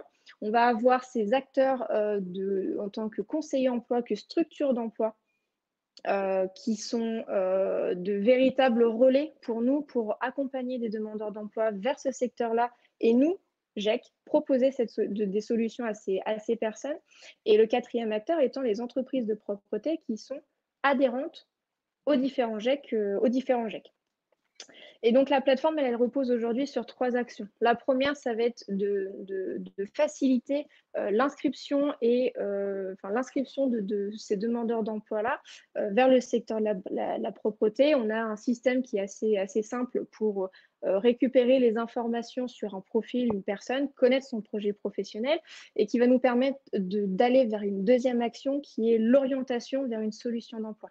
Que ce soit avec un GEC, comme expliquait tout à l'heure Dominique et son président, vers une solution d'emploi en alternance ou vers une solution d'emploi de mise en relation vers une entreprise de propreté ou carrément une réorientation si jamais le secteur n'est pas celui vers lequel il se destinait. Et en troisième action, la plateforme va permettre à chacun de ces 4 acteurs d'avoir un accompagnement et un suivi tout au long du process, des différents process qui peuvent exister, un suivi complet des différentes actions qui peut être décliné. Donc pour un demandeur d'emploi ou un candidat, ça peut être le processus de recrutement. Pour un prescripteur, ça peut être l'accompagnement d'un profil vers une solution d'emploi, vers une formation, vers le process de recrutement GEC, tout simplement. Pour une entreprise, ça va être de proposer une solution d'emploi, une offre d'emploi et de trouver une solution à celle-ci. Enfin voilà, essayez tous ensemble d'avoir cette communication, de faciliter les échanges entre les différents acteurs d'un territoire. Concrètement, cette plateforme-là, elle est aussi dotée de ce qu'on appelle un moteur de recherche. C'est-à-dire que les entreprises de propreté qui sont adhérentes au GEC, donc là par exemple au GEC Alsace, vont bénéficier d'un moteur de recherche qui va leur permettre de trouver rapidement des candidats qui sont disponibles par rapport à leurs besoins d'emploi.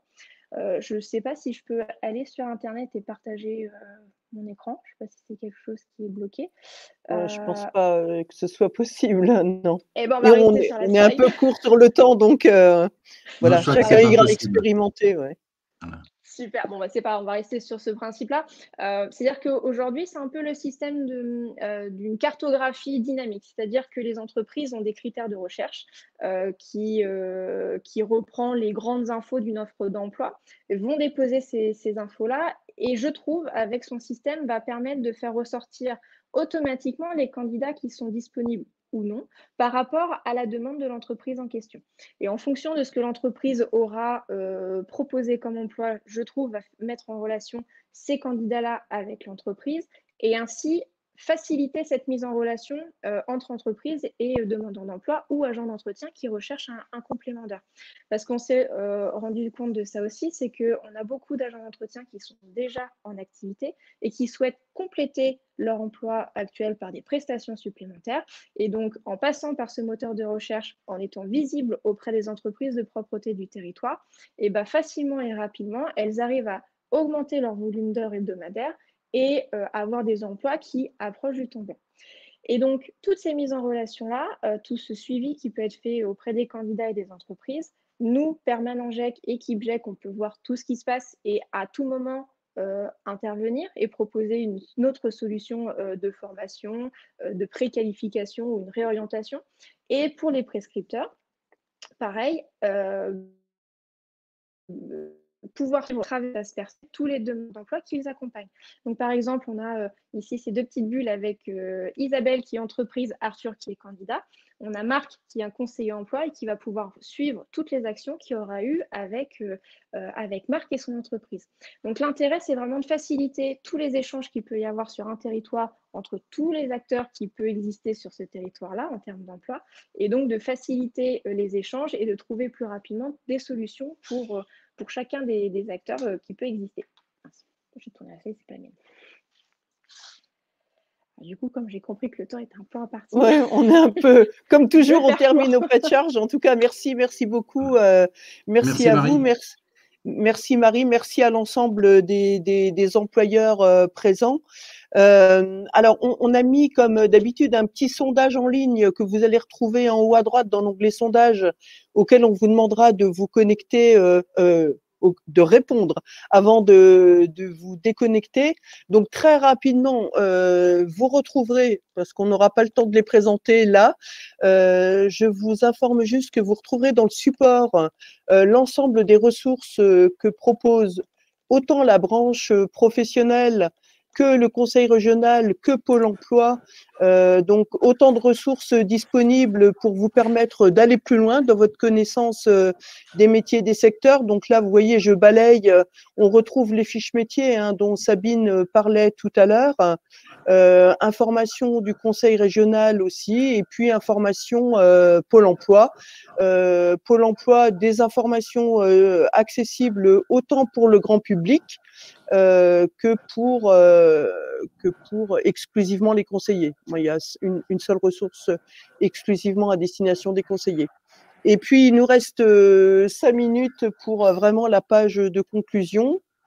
Hop, là, je passe sur les ressources. Un petit mot de conclusion, Laurence, avant le mot de la fin, de chacun, je pense. Vas-y, je te passe la parole, Laurence.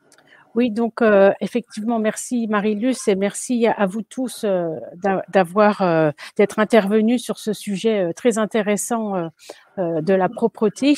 Vous avez vraiment su mettre en valeur ce secteur d'activité et je pense que nos auditeurs ont été très intéressés par vos différentes explications. Donc, cette animation, on souhaite forcément l'inscrire dans la durée. Donc, on vous a déjà mis ce questionnaire de satisfaction qu'on vous invite à répondre au fur et à mesure. Et donc, nous vous adresserons aussi, notamment pour les conseillers Pôle emploi, un questionnaire de satisfaction qui vous sera adressé dans les quelques jours qui suivent et d'autres ateliers plus spécifiques, par exemple sur Je trouve ou sur le GEC, pourront vous être proposés. Bien évidemment, on n'a pas que ce secteur d'activité et d'autres ateliers sont déjà prévus dans les semaines ou mois qui suivent, à savoir les travaux publics le 22 juin prochain, un autre dédié au secteur du transport et de la logistique le 28 septembre, un autre consacré au métier du bois le 9 novembre et un dernier sur le métier d'aide-soignant en EHPAD, sûrement au mois de novembre, en amont du salon consacré au secteur de la santé sanitaire et sociale du Conseil régional. Donc voilà, nous arrivons effectivement au terme de cet atelier. Il nous reste quelques minutes. On vous remercie vivement pour votre participation. Et donc, je laisse la parole pour les quelques mots de la fin, donc aussi bien à Sabine qu'à Aline. À vous, mesdames.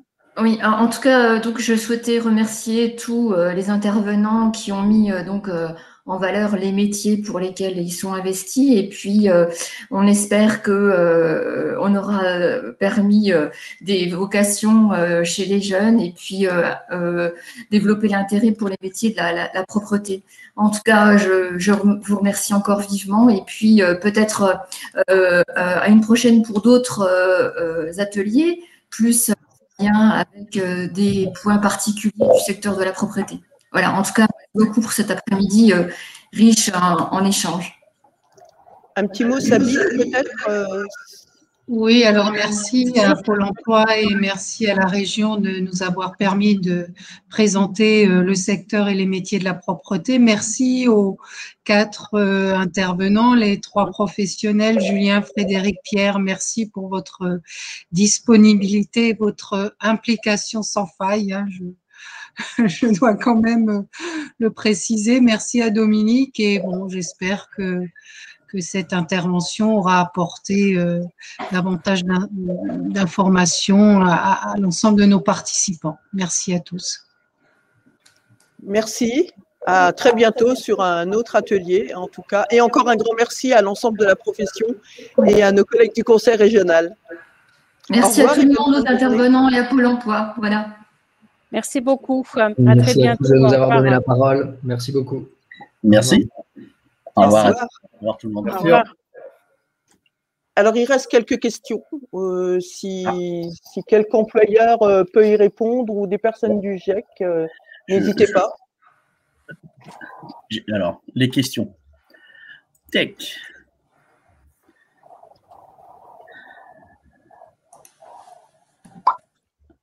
Alors, pour la plateforme, je vois que ça en y a répondu. Pour 2020 dans le 57 et le 67 à partir du 1er juin sur l'ensemble du territoire. Très bien, merci. En tout cas, ça a suscité de l'intérêt, effectivement. Alors sur le 67, et quand on va ouvrir l'antenne de Mulhouse au septembre, bien sûr, on déploiera aussi l'antenne, le Je trouve sur le 68, sur l'ensemble du 68. Donc, s'il y a des conseillers pour l'emploi qui sont à la recherche d'entreprises, de débouchés pour des demandeurs d'emploi intéressés par la propreté qui viennent vers moi. On aura pas mal de recrutements à faire à l'automne 2021 sur le bassin de Mulhouse. D'accord, très bien. Voilà. Eh ben, on note. J'espère qu'il reste encore quelques Orinois par là. Je sais pas, ça se coupe d'habitude tout seul. Mais là j'ai l'impression que les gens se déconnectent tout simplement, mais qu'on est encore en ligne. C'est normal, on leur a dit au revoir en même temps. Mais d'habitude, tu vois, il y a un rideau ça se coupe de façon sauvage. Il reste 2 minutes. Ah, il reste 2 minutes. Moi, j'ai 16 heures. Ah, d'accord. Bon, bah, c'est tout. Hein. C'est Valérie qui va couper tout le monde. Oui, voilà, c'est Valérie qui va nous couper la parole. À très bientôt, en tout cas, pour un débrief. Au revoir. Merci beaucoup. Merci. Au revoir. Merci. Tout le monde. Au revoir à tous.